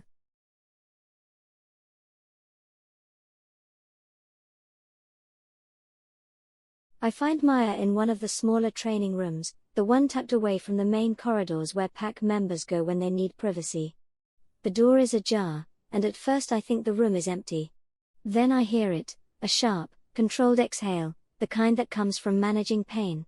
She's on her knees in the center of the mat, arms braced on her thighs, head bowed. Sweat darkens her auburn hair at the temples and her shoulders tremble with each breath. Maya? Her head snaps up, and for a split second before she masks it, I see something raw in her eyes. Fear. Real, visceral fear. Kaida. He forces a smile, but it doesn't reach her eyes. Just getting some training in. You know how it is. I step inside and close the door behind me. Don't what? Lie to me. I've been lied to enough to recognize it. I cross the room and crouch beside her. Up close, I can see the tension radiating through her frame, the white-knuckled grip of her hands. The whispers are getting to you. She laughs, but it's brittle. I'm fine. I'm always fine. That's kind of my thing, remember? Maya, the unshakable. Maya, I warn. No. The word cracks like a whip. She pushes to her feet, putting distance between us, her back rigid. Everyone's counting on me to hold steady. Damon needs me tactical and clear-headed. My mate needs me strong. You need me to be the one who doesn't break when everyone else is falling apart. I need you to be honest. Silence stretches between us. Through the small window, I can see pack members moving across the grounds, going about their routines, unaware of the battle being fought in this quiet room. Finally, she speaks, her voice so low I almost miss it. It's not my first time. My stomach drops. What? She turns to face me, and the mask is gone. What's left is exhaustion and old, buried terror. The whispers. The psychic invasion. The feeling of something foreign clawing at the inside of your skull, trying to reshape your thoughts into something twisted. Her hand rises unconsciously to her temple. This isn't new for me. I stay silent, giving her space to continue. I was 19. The words come slowly, like pulling splinters from a wound. There was a witch, a dark one, cast out from her coven for practicing blood magic. She was trying to build an army, and she needed soldiers who wouldn't question orders. Who couldn't question them. Maya walks to the window, her reflection ghostly in the glass. She caught me alone on patrol. I thought I could handle her, young, stupid, convinced I was invincible because I was Damon's beta. A bitter laugh. She broke through my defenses in seconds. I felt her slithering into my mind. Like oil spreading across water, contaminating everything it touched. My hands curl into fists. How did you get free? I didn't. Not at first. She touches the window, fingers spreading against the cool glass. For 3 days, I was hers. I watched myself hurt people, pack members, friends. I screamed inside my own head, but my body wouldn't listen. My mouth spoke her words. My hands followed her commands. Her voice drops to a whisper. I tried to kill Damon. The confession hangs in the air between us. He was sleeping. She sent me to his room with a knife coated in wolfsbane. I stood over him, blade raised, and some tiny part of me, the part she hadn't completely crushed, was screaming, begging, sobbing. Her reflection shows tears sliding down her cheeks. He woke up just as I was bringing the knife down. Maya. He didn't fight me. That's what broke her hold, just for a second, but it was enough. He looked at me with those eyes full of trust and said, I know you're in there. Come back to me. She wipes roughly at her face. The witch's control slipped, just a fraction. I drove the blade into my own thigh instead of his heart. The pain, the shock, it gave me a foothold. I built walls in my mind, brick by brick, while she tried to tear them down. By the time the pack broke her hold completely, I'd learned how to compartmentalize. How to lock away parts of myself she couldn't reach. She turns to face me fully now, and I see the warrior beneath the tactician. That's why I can resist the whispers. Not because I'm special or blessed or naturally gifted. Because I've been invaded before. I know what it feels like when something tries to make you a puppet. Her jaw tightens. And I know how to fight back. The techniques you've been teaching others, I ask. Everything I learned the hard way, building mental walls, grounding techniques, separating your thoughts from the invasive ones. She crosses her arms, hugging herself. It doesn't make it easy, Kaida. Every time those whispers start, I'm 19 again, feeling that oily presence trying to slip past my defenses. The difference is now I know the feeling. I can catch it before it catches me. I understand now, the way she checks on everyone, the sharp attention she pays when people's behavior shifts, the fierce protectiveness she shows. She's watching for the signs she once showed. Your mate Kaida, does he know? I ask. He lived it with me. He held me while I learned to build those walls, stayed up with me through the nightmares, helped me practice until I could lock her out completely. A soft smile touches her lips. He's the anchor I built my defenses around. When the darkness tries to slip in, I think of him. Of us. Of what we survived together. I'm sorry you went through that, don't be. Her voice strengthens. It made me who I am. It taught me that the strongest walls aren't built from stone, they're built from love, from trust, from the things you refuse to let the darkness steal. She meets my eyes. That's why I knew, the moment I saw you in that hospital room, bruised and broken but still fighting, you were going to survive. Because survivors recognize each other. The whispers we've been fighting suddenly make more sense. Maya isn't just tactically valuable, she's been in this war before. Can you teach me? I ask. Your techniques. Your walls. She nods. I was hoping you'd ask. Because here's what I learned, Kaida, the entity attacking us now is stronger than one witch. It's going to try to get inside your head, to convince you that your power is dangerous, that you're a threat to everyone you love. It'll use your own doubts as weapons. How do I stop it? You don't fight the whispers head on. That's what they want, for you to exhaust yourself arguing with thoughts that aren't even yours. She moves to the center of the mat, gesturing for me to join her. You acknowledge them, then you let them pass like clouds across the sky. You don't engage. You don't defend. You just observe. We sit facing each other, and she guides me through the meditation she developed, a technique she calls the watcher's stance.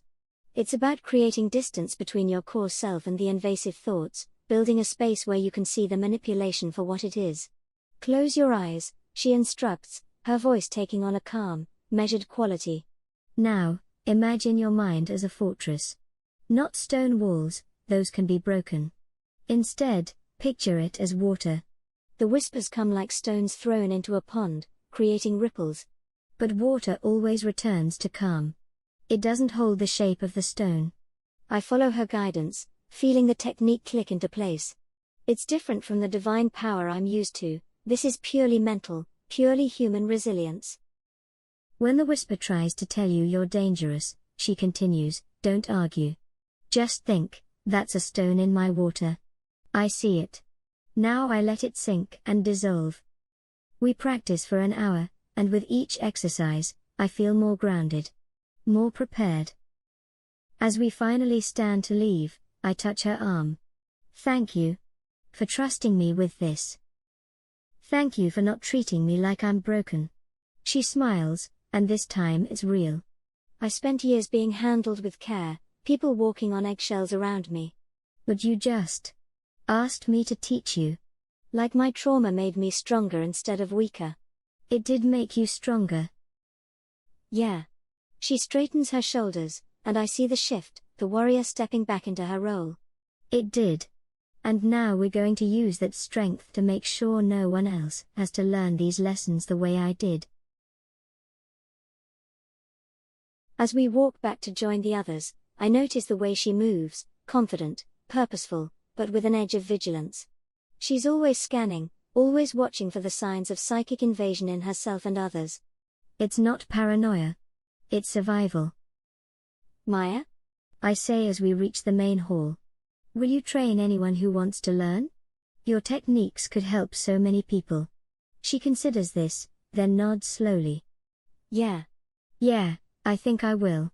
Maybe that's how we break the cycle, not by hiding what happened to us, but by teaching others how to survive it.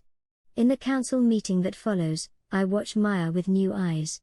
Every tactical suggestion she makes is informed by experience. Every safeguard she proposes comes from understanding how psychic attacks work from the inside out. She's not just Kaiden's mate or Damon's tactical advisor.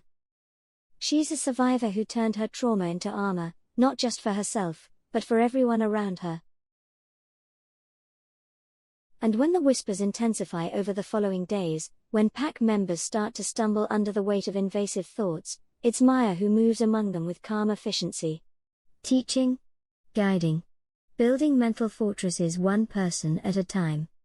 I catch Damon watching her during one session, his expression a mixture of pride and lingering pain, the look of someone who nearly lost everything and knows exactly how precious what he has is. Later, when Maya demonstrates the Watcher's stance to a group of younger wolves, I see them respond to her in a way they don't with other teachers. Because she's not teaching theory. She's teaching survival. And they can feel the difference. The key, she tells them, pacing in front of the group, is understanding that you are not your thoughts. Thoughts pass through you like weather. You are the sky that holds them, not the storm itself. One of the young wolves raises his hand. But what if the thoughts feel real? What if you can't tell which ones are yours? Maya's expression softens with understanding. Then you anchor yourself in what you know is true. It might be your family, your purpose, your pack. Find that unshakable truth and build your walls around it. The whispers can't corrupt what's already pure. Watching her teach, I realize this is her true strength. Not her tactical mind, though that's formidable. Not her resistance to manipulation, though that's invaluable. It's her ability to take the worst thing that ever happened to her and transform it into protection for others. Over the next few days, we stop hunting the enemy directly. Steel and claws are useless against a foe that slips through thoughts. Instead, we rebuild trust within our community. When whispers claw at my mind, I turn to Sylvie. She doesn't soothe me with gentle words, she's blunt, fierce. Fear isn't weakness unless I let it rule me. Scars aren't broken, they mean we survived. Her voice steadies me like nothing else can. Damon and I open our dinners to anyone who wants to come. The long table that once felt too big for just us is now crowded with faces, some wary, some weighed down by doubt. We don't lecture. We listen. People speak, angry, painful words, but letting them out under one roof drains their poison. One night, two rescued wolves argue over who failed whom during the last raid. I expect it to explode, but another packmate steps in, reminding them what they endured together. Tension breaks. I see the group holding itself instead of splintering. Gradually, a rhythm takes hold. After meals, people linger, sharing fears they once hid.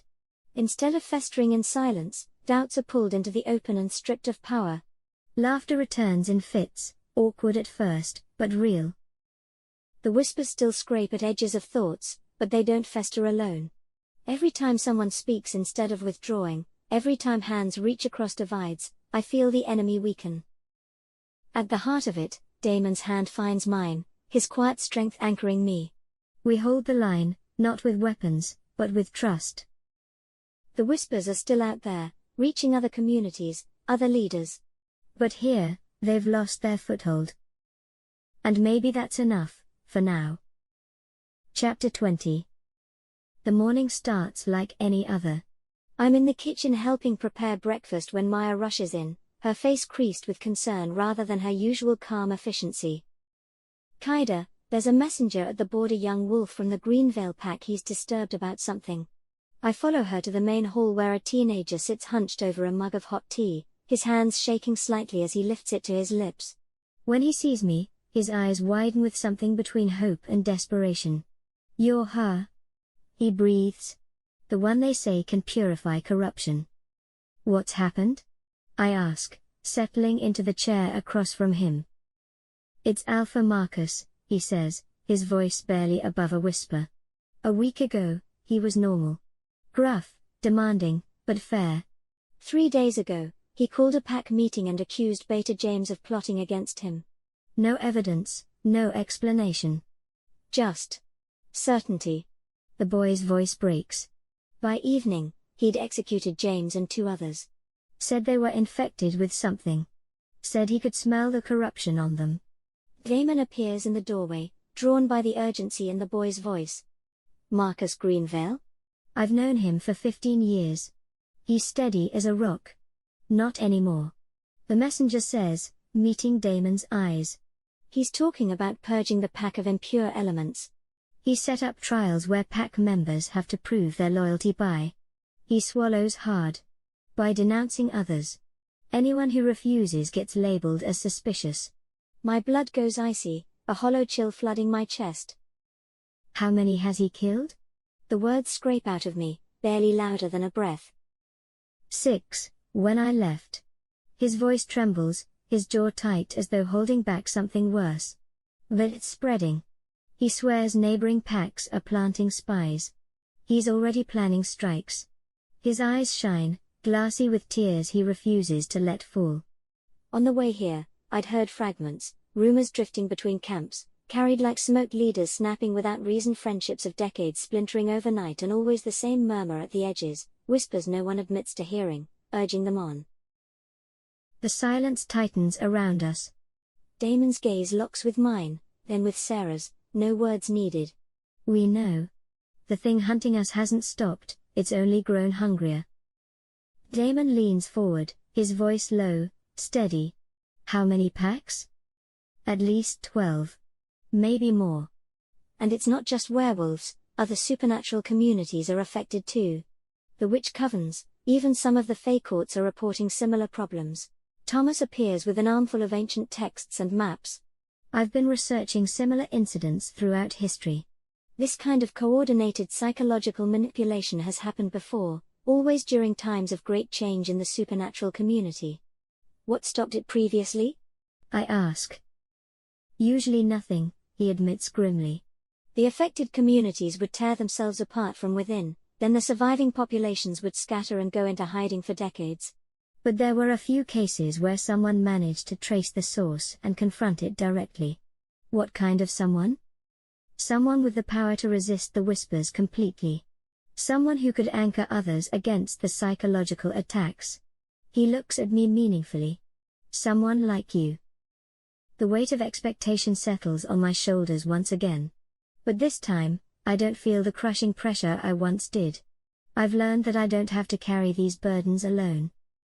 Through the mate bond, I feel Damon's immediate response, not fear for what's coming, but absolute faith in me. Since our first kiss, since waking in his arms these past weeks, the bond has deepened into something that hums constantly beneath my skin. His confidence flows through it now, warm and steady. What would that involve? Damon asks. Finding the source, Thomas replies. These kinds of entities need a physical anchor in our realm, a place or person they use to project their influence. If we can locate and purify that anchor, we can cut off their ability to manipulate others. And if we can't find it, then the supernatural community as we know it could collapse within months. Fear and suspicion will tear apart alliances that took centuries to build. After the messenger finally stills, bread still clutched in his hands, sleep dragging him under, I tuck the blanket around him and slip away. The walls feel too close, thick with the weight of what he said. I grab another blanket on my way out and climb to the roof, to the place that's always been mine when the world cuts too deep. The shingles are cool beneath my palms, rough with age. Above me, the night yawns wide. The wind slices clean across my face, sharp with pine and that faint iron tang that comes before snow. I breathe it in, greedy for the clarity, for anything that isn't blood, and whispers. I knew I'd find you here. Damon's voice comes from behind me. I don't turn, just keep staring at the mountains in the distance. Everything we've built. It could all fall apart. His arms wrap around me from behind, his chin resting on my shoulder. It won't. Not while we're still standing. You can't promise that. My voice cracks despite my efforts to stay strong. No, he admits. But I can promise I'll fight beside you until my last breath. And that when you're too tired to stand, I'll carry you. That's what mates do. I turn in his embrace, meeting his eyes. The mate bond pulses between us. I can feel everything he's holding back. The fear that he might lose me to this mission. The pride at watching me step into my power. The desire that still simmers under his careful control. I can feel you worrying. I murmur. Of course I'm worrying. You're about to walk into the heart of something that's been trying to destroy you since Moonrise Ridge. I let my confidence, my determination, my absolute certainty that we'll survive this flow through the bond, pouring it into him until it thrums between us like a living thing. Then feel this too. Feel how ready I am. Sylvie stirs inside me, my wolf rising, pressing at the edges of my skin. Her longing surges through me, hot and insistent.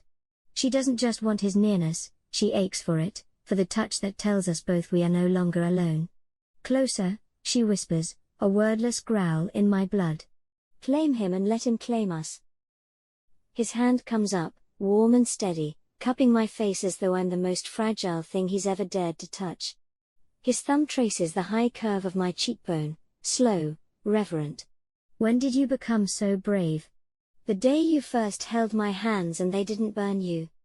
I whisper back, memory lacing through my voice, the first shift, the terror of it, and him, always him, anchoring me.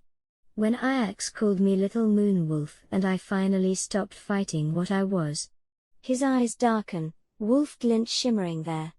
Our wolves knew before we did. They usually do. He leans down, and the kiss we share now isn't the soft, questioning touch of before. It's fierce, certain, hungry. This is claiming, promising, a vow written in lips and breath and the thrum of our hearts against each other. Whatever comes next, whatever shadows rise, we've already won the most important battle. We found each other. Sylvie howls in triumph, her joy flooding me, wrapping around his wolf like two flames twining higher. My hands clutch at him, no longer cautious, pulling him closer, needing him closer. His arms cage me in, strong, unyielding, as if letting me go is no longer possible. When at last we break apart, breathless and trembling, I rest my forehead against his chest, hearing the thunder of his heartbeat answering mine. Tomorrow. I murmur, voice raw. We hunt the darkness. Today, he breathes into my hair, his lips grazing the crown of my head, we hold the light. And for the first time, I let it happen, I surrender fully, to him, to us, to the bond that is no longer waiting, but alive and undeniable. The sun beats down, hot and merciless, as he pulls me against him, the world narrowing to heat and breath and the frantic rhythm of our hands. Our clothes give way under our grip, torn and discarded, forgotten as the wind whips across the rooftop, stirring dust and pine scent into the air. The brightness burns against my skin, but his warmth eclipses it, fierce and grounding. His mouth claims mine again, unrelenting, and I feel the tremor of his control slipping, his wolf pressing hard against the surface. Sylvie howls her triumph, urging me closer, urging me more. But then, he stills. Just for a breath. His forehead drops to mine, his chest heaving as though holding back a storm. Gently, carefully, he lowers me onto the rough shingles, his body shielding mine from the glare of the sun. His hand frames my face, thumb brushing my cheek as his gaze searches me, raw with need but edged with fear. Tell me. He rasps, voice breaking. Tell me this is what you want. The bond hums, alive and certain, carrying my answer before my lips can form it. Still, I whisper the words, trembling but sure. Yes. With you. Only ever you. Something in him unknots then, a tension I hadn't realized he carried. His lips soften against mine, reverent now, and the storm resumes, but different, laced with care, with the promise that even in the fiercest hunger he will never let me fall. The roof beneath us is rough, the daylight blazing above, and we are nothing but fire against fire. Every barrier falls away until there is only skin, heat, and the bond burning brighter than the sun. For the first time, there is no hesitation, no restraint, only the truth of what we are, written in touch, in breathless gasps, in the way our hearts pound as one. I give myself over, utterly, completely. To him. To us. To the bond that consumes, relentless as the midday light. Chapter 21. That afternoon, we hold a council meeting with representatives from several allied packs. The reports they bring are worse than we imagined. The Silvermane pack has split into 3 factions. One Alpha reports. They're fighting each other instead of working together. Several pack members have already been killed in the infighting. The Witch Coven near the Eastern Mountains has disbanded entirely, another representative adds. They're convinced one of their own is working with dark forces, but they can't agree on who. What about the Fae? Maya asks, though her expression suggests she already suspects the answer. Radio silence. We think they've gone into lockdown mode, no contact with outsiders until they can figure out who to trust. Maya catches my eye and shakes her head slightly. I listen to each report of communities destroying themselves from within, and I realize this is exactly what the entity wants. Not conquest through force, but collapse through fear and division. In the back of my mind, Sylvie stirs restlessly. They're being hunted from within, she growls. Like prey that rips out its own throat. This is coward's warfare. Then we show them how warriors fight. I respond silently. Finally. She purrs with satisfaction. You're learning. Right, Maya says, leaning back in her chair. So the entire supernatural world is imploding, and we're supposed to fix it with. What, exactly? Good intentions and divine sparkles. Despite everything, I almost smile. Do you have a better plan? Give me 2 hours and 3 cups of coffee, and I might. She says. I'll give you 3, then we need to act, Damon decides. Eyes sharp, reading my expression. Before more communities are lost. We need to trace the source, I say. But not alone, we need more allies who can resist the whispers. People with strong mental defenses, or protections that make them harder to sway. Our gazes slide to Maya. She's leaning back in her chair, one leg crossed over the other, expression unreadable. When she notices our attention, her lips curve. Oh, don't look at me like that. She teases, though her eyes gleam with the spark of a plan already forming. You're asking who can stand when the rest fall? Who can hear the song and not dance? She tilts her head, calculating. I've got names. Not many, but enough to form a spear point instead of a shield wall. Her shrug is casual, but her smile is all razor. You wanted a tactical queen. Lucky for you, I came prepared to play. Over the next 2 days, we gather an unlikely group of volunteers. Pearl approaches me privately, her face set with determination. I'm coming too. I study her, the woman who'd given me a dress when I had nothing, who'd seen me at my most broken and offered kindness instead of pity. Pearl, this is dangerous. I know. She interrupts quietly. But I spent years working in that pack hospital, treating injuries I knew weren't accidents. Staying silent when I should have spoken. I'm done keeping my mouth shut, Kaida. I'm done watching from the sidelines while people suffer.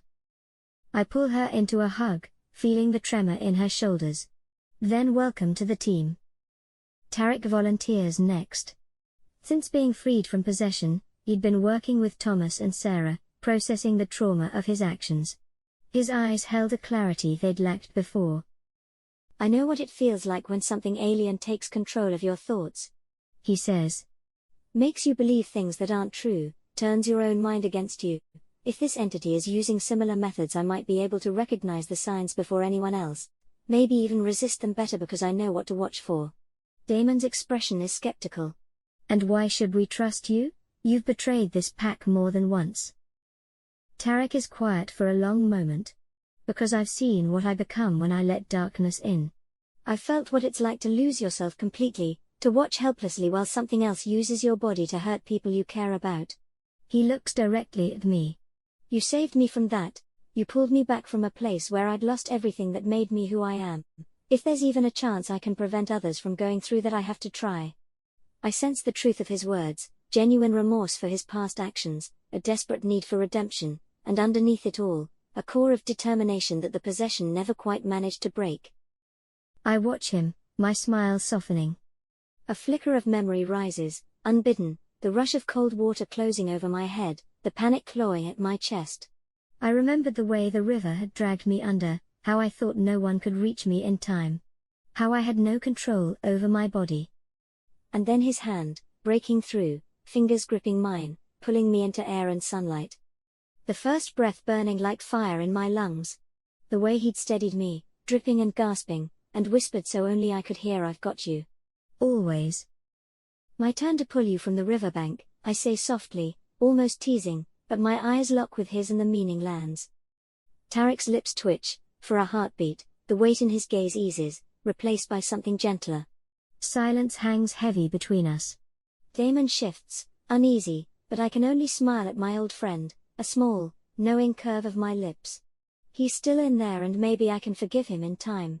No one else at the table reacts, but the silence between them hums with something shared, something unshakable. I shake the moment away. All right, I decide. But you're under constant supervision. Understood, he says, relief clear in his voice. Thank you, Tally.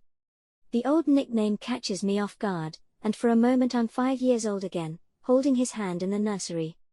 Most surprisingly, Fenris himself requests to join our mission. I know how it works, he says during a private meeting in his secured quarters. These past weeks, since being purified, he'd been different. Broken in a way that felt like the beginning of healing rather than the end of destruction. The thing that corrupted me, I can still sense its influence even though I'm free of it. I might be able to track it back to its source. I look at Fenris, and my body remembers before my mind can catch up. The phantom pain of wolfsbane burning through wounds. The taste of blood from my broken jaw. The weight of his boot, the crack of the whip. But I also remember the man I'd found after purifying him, confused, broken, stripped of the darkness that had fed his cruelty. Not innocent. Never innocent. But perhaps capable of choosing differently now. Through the mate bond, I feel Damon's rage surge. His wolf wants blood for what had been done to me. Why should we trust you? Damon asks, his voice barely controlled. Fenris is quiet for a long moment. Because I've seen what happens when you give in to those whispers. I've lost everything I cared about, my pack, my family, my humanity. If there's a chance to prevent that from happening to others, I have to take it. Let me try, he says, meeting my eyes. Let me prove I'm more than what the darkness made me. All right, I say quietly, ignoring Damon's sharp intake of breath. But you're under constant supervision, and if you show any signs of being influenced again, we'll stop you. He nods gratefully. Understood. Chapter 22. The evening before we leave, I find myself wandering through the estate. My feet carry me down to the gardens without conscious thought. I push open the wrought iron gate, it gives a soft creak. A string of globe lights blooms to life, circling the enclosed garden in warm amber, casting everything in a honeyed glow. The air is thick with the scent of night-blooming jasmine. I run my fingers over velvet petals, cool and damp with evening dew, and I'm suddenly back there, remembering the girl who'd stood in a different garden, trembling, newly arrived and uncertain if she'd even survive the week. I wondered where you'd gone. Damon's voice drifts from behind me, low and intimate in the quiet. I needed to remember, I say without turning, my fingertips still resting on a stem. Not the pain, I have enough of that written in my bones. But the reason for it all. Why I fought so hard. He steps inside, and I feel the shift in the air, his presence filling the small space like heat before a storm. And did you find it? Yes. I turn to face him finally. In the soft light, his features are all shadow and gold. I found that I'm not her anymore. That frightened girl. I'm someone who survived. He moves closer, each step deliberate. You're someone who conquered. I wanted to remember the journey. I continue, my voice quieter now as the space between us shrinks. Where I started. How far I've come. A slight smile touches my lips. Besides, it makes me appreciate soft sheets and a bed that doesn't creak with every breath. Speaking of beds. His hand reaches up, tucking a strand of hair behind my ear. His fingers linger at my jaw, thumb brushing my cheekbone. You've been out here long enough. Remembering the past. And now? Now. He says, his other hand finding the small of my back, drawing me against him. You should remember the present. His breath is warm against my temple. Tomorrow we face the wolves tonight. He doesn't finish the sentence. Instead, he takes my hand, threading his fingers through mine with an intimacy that makes my pulse flutter at my wrists, my throat. Come inside. He murmurs. Let me remind you what you're fighting for. His thumb traces circles on the back of my hand, as he leads me from the garden. The lights click off behind us, plunging the flowers into darkness, but I don't look back. I keep my eyes on him, on the set of his shoulders, the way he holds my hand like I'm precious cargo. We cross the moonlit lawn. He opens the terrace door, and the warmth of the house envelops us. He doesn't speak as we climb the stairs, but the tension wins tighter with each step, our footfalls soft on the runner. At the bedroom door, he pauses, turns to face me. His hand comes up to cup my face, and he looks at me like he's memorizing every detail, the way a man looks at something he might lose. You're not just someone who survived. He says, voice rough with emotion. You're someone who learned to live again. To want again. Let me show you what that means. He opens the door, and the soft lamplight spills out. With gentle pressure at the small of my back, he guides me inside, following close behind. The door closes with a quiet click. Tomorrow belongs to battles and whispers in the dark. But tonight is ours alone.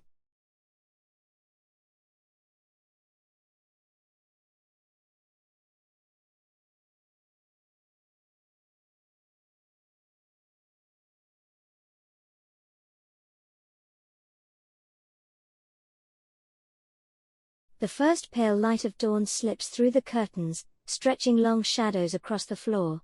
Damon dominates the bed, limbs splayed, chest rising and falling in steady rhythm. Even in sleep, his presence fills the room, grounding it. I pause, careful not to disturb him. May we come in? Sarah's voice cuts softly through the quiet, calm but alert. I step aside. Follow me. I whisper, nodding toward the living room. Sarah glances at Damon, a flicker of concern crossing her face, then lets me lead her across the floor. The chairs scrape faintly as we settle. Thomas pulls a photograph from his coat, edges frayed, paper dulled by time. My stomach tightens, the image is unmistakable, my father cradling me as an infant, surrounded by the guardians who had tried, and failed, to save us both. We wanted to give you this, Sarah says softly. To carry with you tomorrow. I take the photograph with trembling hands, studying my father's face. He looks young, barely older than I am now. But his eyes, they hold the same determination I see in my own reflection these days. He gave everything to keep you safe. Thomas says quietly. Died with his body curled around yours, choosing your life over his own in that final moment. I never knew him. I whisper. Never heard his voice, never felt his arms around me except as a baby too young to remember. But you carry his legacy. Sarah insists. Brian didn't protect you because of destiny or divine bloodlines or prophesied purpose. He protected you because you were his daughter, and he loved you. That's all that mattered to him. What kind of man was he? I ask, the question I've wanted to ask for years. Sarah smiles, her eyes distant with memory. Kind. Almost to a fault. He'd give his last meal to someone hungrier, his jacket to someone colder. Some of the other guardians thought he was too soft for the work. Her smile widens. They were wrong.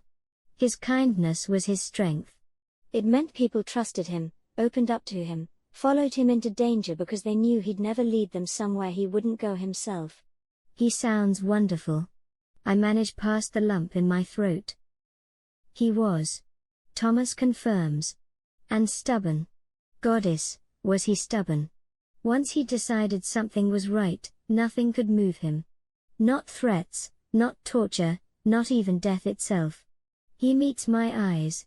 You have that same stubbornness. That same unshakable conviction when you know something is right. He'd be proud. Sarah adds. Not of your power or your destiny, those things he would have gladly traded to give you a normal, safe life. But of your heart. Of the fact that you grew up kind despite everything that tried to make you cruel. That was always what mattered most to him. I clutch the photograph to my chest, feeling the weight of a father's love I never got to experience directly but that shaped my entire life. Thank you. I whisper. For telling me. For knowing him. For trying to save us both. We're sorry we couldn't find you sooner. Thomas says, his voice rough with old grief. All those years you suffered. Made me who I am, I interrupt gently. I'm not saying they were good years. But they taught me what I was fighting for. Who I was fighting for. I look at the photograph again. Maybe that's his real legacy. Not protection from darkness, but the strength to survive it and still choose light. Sarah pulls something from her pocket, a silver pendant on a delicate chain. This was your mother's, she says. The moon-touched woman who gave her mortal life to bring you into this world. We've been holding onto it, waiting for the right moment. The pendant is simple but beautiful, a crescent moon cradling a star, the metal warm despite being in Sarah's pocket. She wanted you to have it. Thomas explains as Sarah fastens it around my neck. As a reminder that you come from love. That your existence, however painful it's been, was chosen. Wanted. Celebrated. The pendant settles against my chest, right over my heart, and I feel a warmth spread through me that has nothing to do with temperature.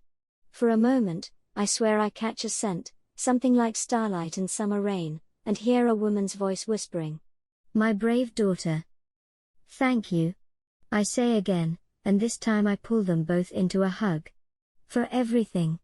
For being the family I didn't know I had. Your father protected you with his last breath.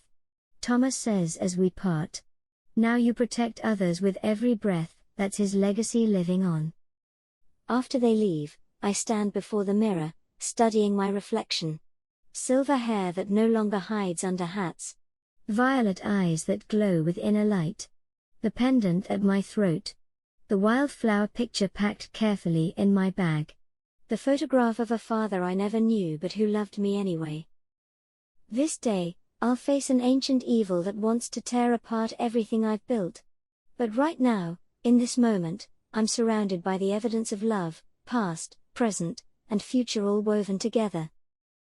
Ready? Sylvie asks in my mind. Getting there. I respond. Good. Because little Moonwolf, we show them what happens when they threaten our pack. Our family. Our home. I agree, touching the pendant. This will remind me why we fight.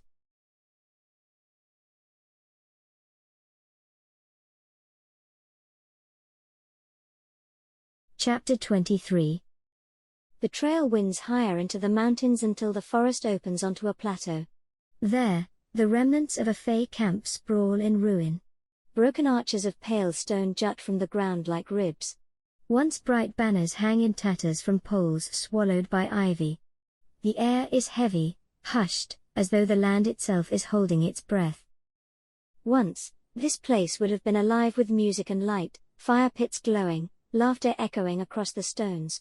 Now, only silence lingers, and under that silence, a pressure that makes the skin between my shoulders prickle.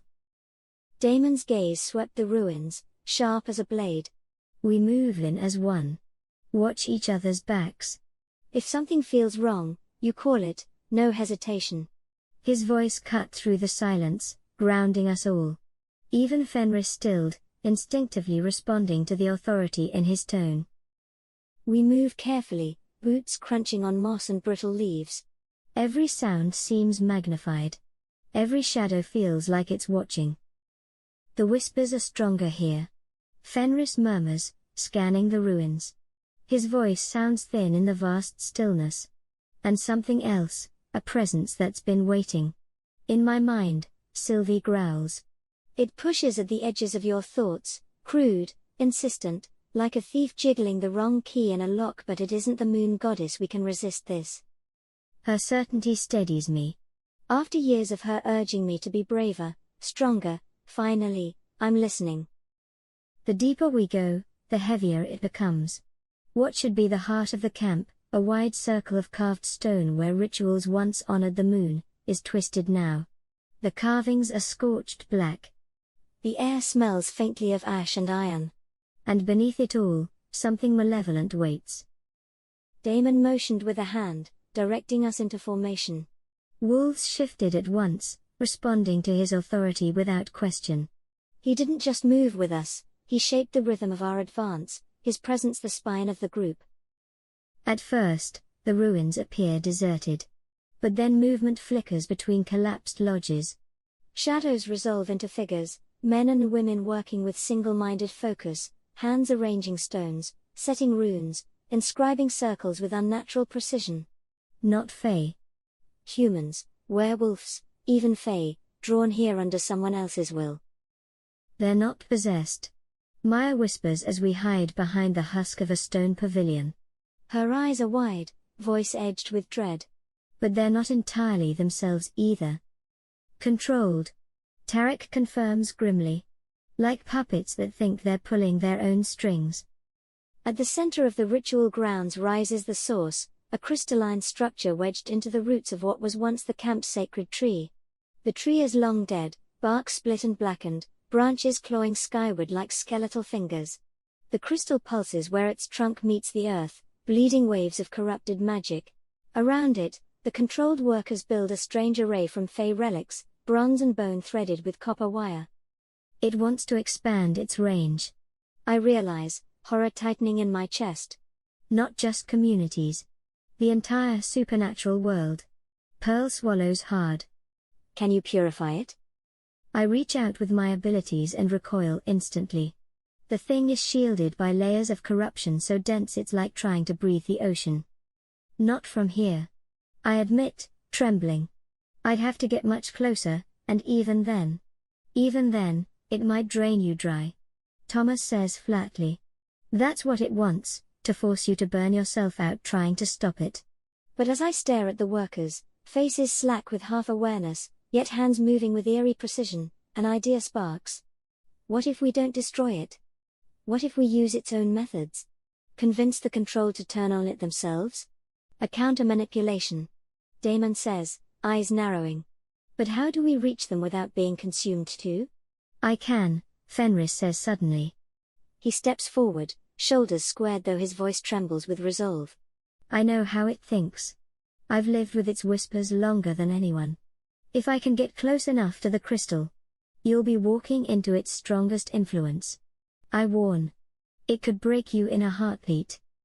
Maybe, but I also know what it felt like to be purified. I can use that. I owe it to everyone I hurt. His gaze sweeps over us, steady, unflinching. I'm the best chance we've got. Sylvie's voice rumbles in my mind. He means it. Even broken wolves can find their way back to the pack. But watch him closely. The plan we form is desperate but simple. Fenris will approach the crystal, using his knowledge of its whispers to plant counter-suggestions. Meanwhile, the rest of us will keep the camp in chaos, illusions, skirmishes, diversions, to buy him time. Before we split, Damon catches my arm. Through the bond, his concern blazes. Be careful. Always. I touch the pendant at my throat, then the photograph hidden in my pocket. I've got too much to come back to. His kiss is fierce and quick, a promise and a prayer in one. Then we break apart.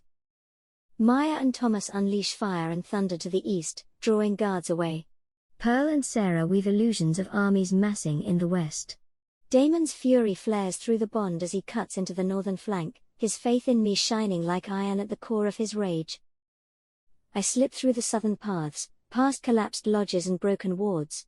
Where controlled researchers block my way, I reach for them, not with force, but with gentleness.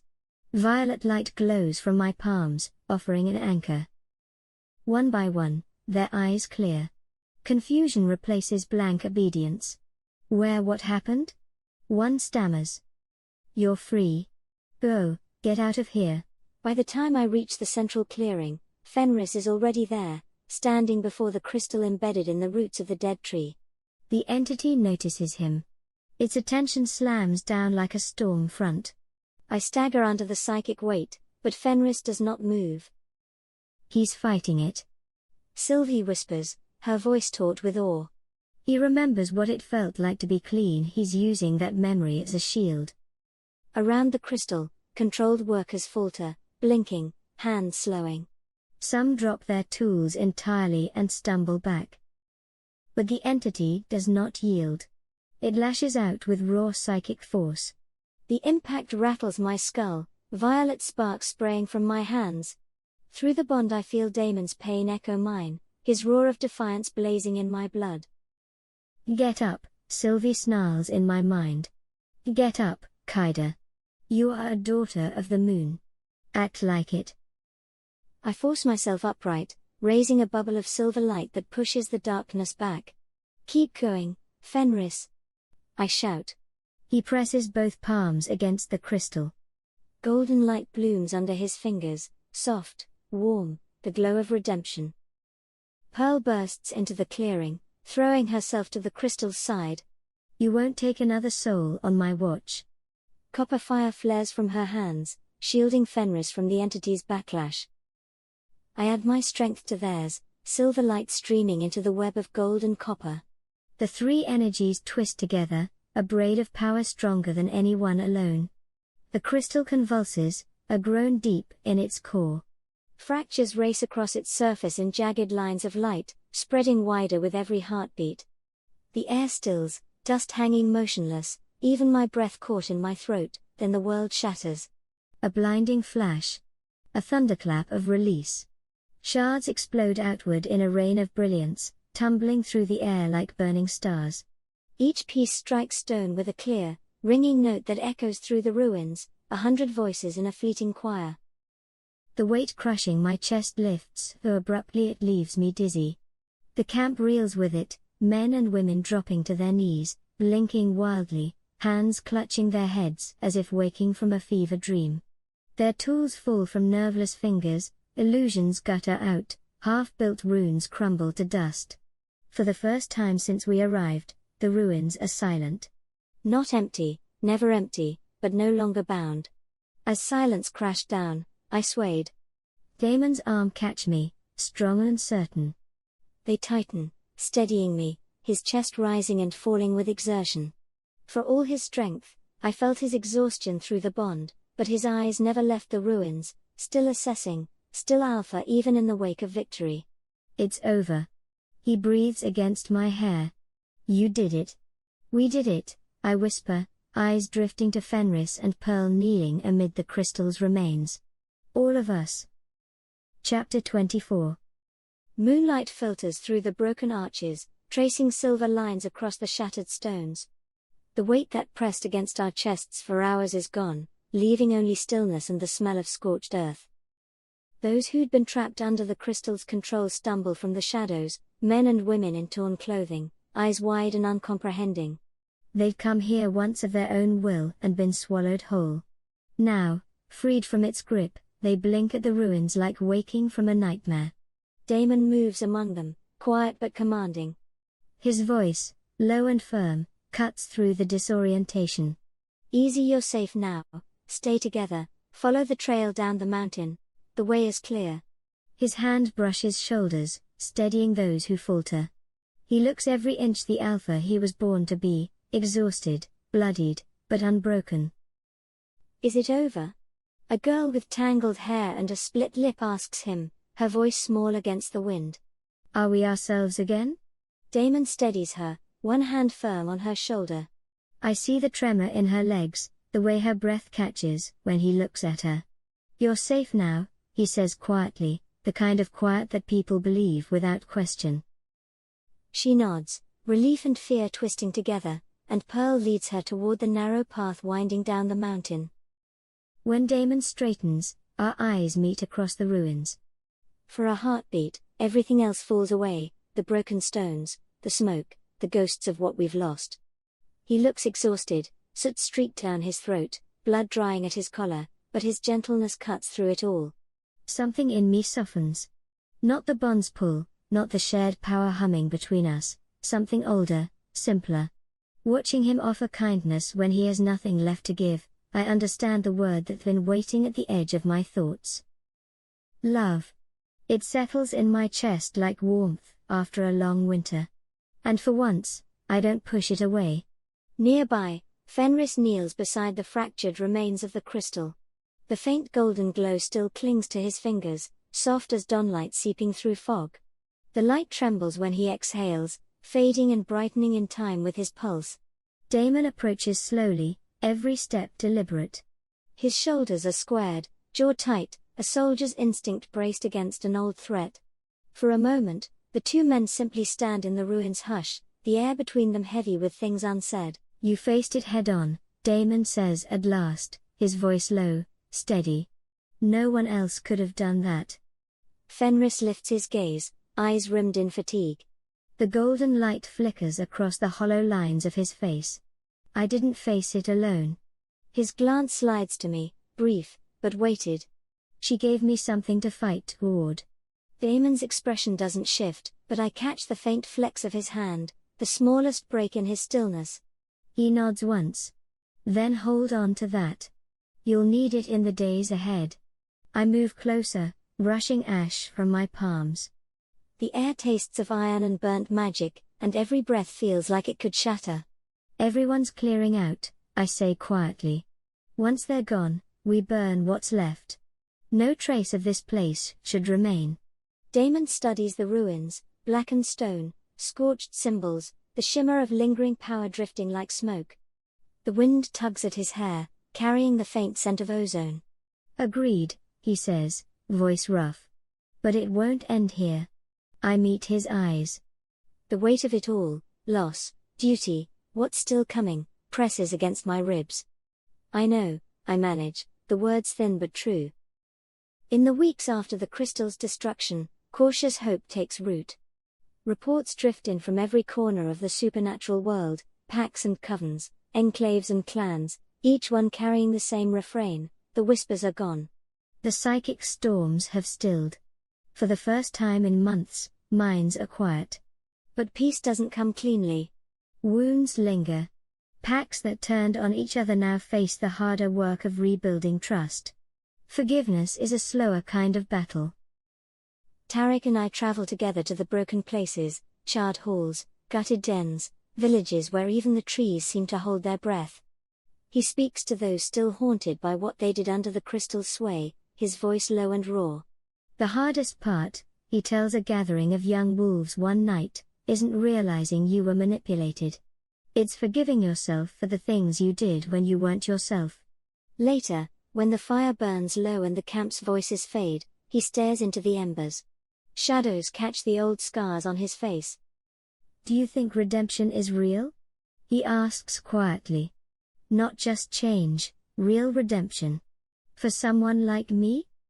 I think of Fenris's golden light, of Pearl guiding survivors down the mountain, of the first smiles I saw after freedom, fragile, trembling things. Redemption isn't a finish line. I say. It's a choice you make it every time you decide to build instead of destroy. He considers that for a long while before nodding. Then I'll keep choosing. Weeks pass. The danger fades, but its lessons stay carved into all of us. Communities rebuild, this time with safeguards, ritual wards, shared check-ins, stronger bonds between packs. For the first time, the supernatural world learns to defend its hearts as fiercely as its borders. One afternoon, flower dust hangs golden in the sunlight slanting through the kitchen windows. My fingers trail along shelves that once held nothing but grime, now packed tight with cracked spines and grease-stained pages I've pulled from abandoned houses in every forgotten town we've passed through. A young girl punches her fists into the dough, her jaw tight. No, softer. I wrap my hands around hers, pressing gently until her knuckles relax. The dough stops resisting, becomes silk under our palms. If you're angry, the bread will taste it. Footsteps pause at the doorway. Tarek shifts his weight, fists buried deep in his pockets, eyes fixed on the flowered countertop. Could you maybe show me too? I toss him an apron. Only if you're ready for war. Within minutes, white handprints streak across his shirt. A cloud of flour explodes when he slaps the dough too hard, coating his hair. The younger wolves shriek with laughter, their voices ricocheting off the cabinets. Maya appears in the doorway, surveys the disaster, the countertop buried under drifts of white, the dough clinging to the ceiling, and her grin splits wide. Well, this is a sight to be seen. She scoffs. Tarek scowls at the sticky mass clinging to his fingers. It's fighting back. I dust flour from my forearms. Welcome to my world. By the time the first loaves come out, the kitchen smells like warmth and laughter. I look around, at flour-streaked faces, at easy smiles, and realize, this is what we fought for. Not perfection. Just peace, fragile and alive in the small things. 1 month after, I wake to the soft gold of sunrise spilling across the camp. Damon is already dressed, standing at the window, his hands resting lightly on the sill, eyes tracing the movement below. What's wrong? I ask, sitting up. He turns, and I see it isn't worry shadowing his features but something softer, wonder, or even. Nothing's wrong. I'm just taking it in. How much has changed?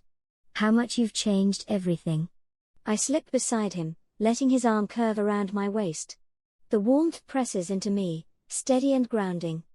Below, pack members move through morning routines, former rivals sharing tasks, those who were broken now teaching, guiding, rebuilding. Laughter echoes from the training grounds, blending with the distant call of wolves. We changed it together, I say, resting my head against his shoulder. No, he corrects gently, his thumb tracing circles over my hip. You were the catalyst. You showed us all that strength doesn't have to mean dominance, that power doesn't have to corrupt, that the broken can heal, and even help others heal along the way. Through the mate bond, I feel every pulse of his pride, every flicker of love. Fierce, unwavering, impossible to ignore. There will be other threats, I whisper, leaning into the curve of his neck. Other whispers in the shadows. This isn't over. No, he agrees, lips brushing the top of my head. But we're ready. We have something now that no enemy can easily break, a community built on trust, not fear. Connection, not isolation. And we have each other, I murmur. And we have each other, he echoes, pulling me a fraction closer. A soft knock interrupts us. Maya's head pops around the door. Sorry to interrupt the romantic gazing, but we've got visitors at the border. The Silvermane pack wants to formally join our alliance, and 3 other packs are asking about our resistance training programs. I glance at Damon, sharing a small, satisfied smile. It's spreading. The network you started, he says, eyes bright with quiet pride. Communities learning from each other. Protecting each other. We'll be down in 5 minutes, I tell Maya. When she leaves, Damon's hand slides down to catch mine, our fingers lacing together with the ease of practice. I close my eyes and feel Sylvie's presence in my mind, purring like a contented wolf. This, she whispers. This is what being a warrior truly means. Not just fighting battles, but building something worth fighting for. I open my eyes and look at Damon and smile. In this light, with him beside me, I know we've won more than a battle. We've built the foundation to a world worth defending, and a home worth staying in.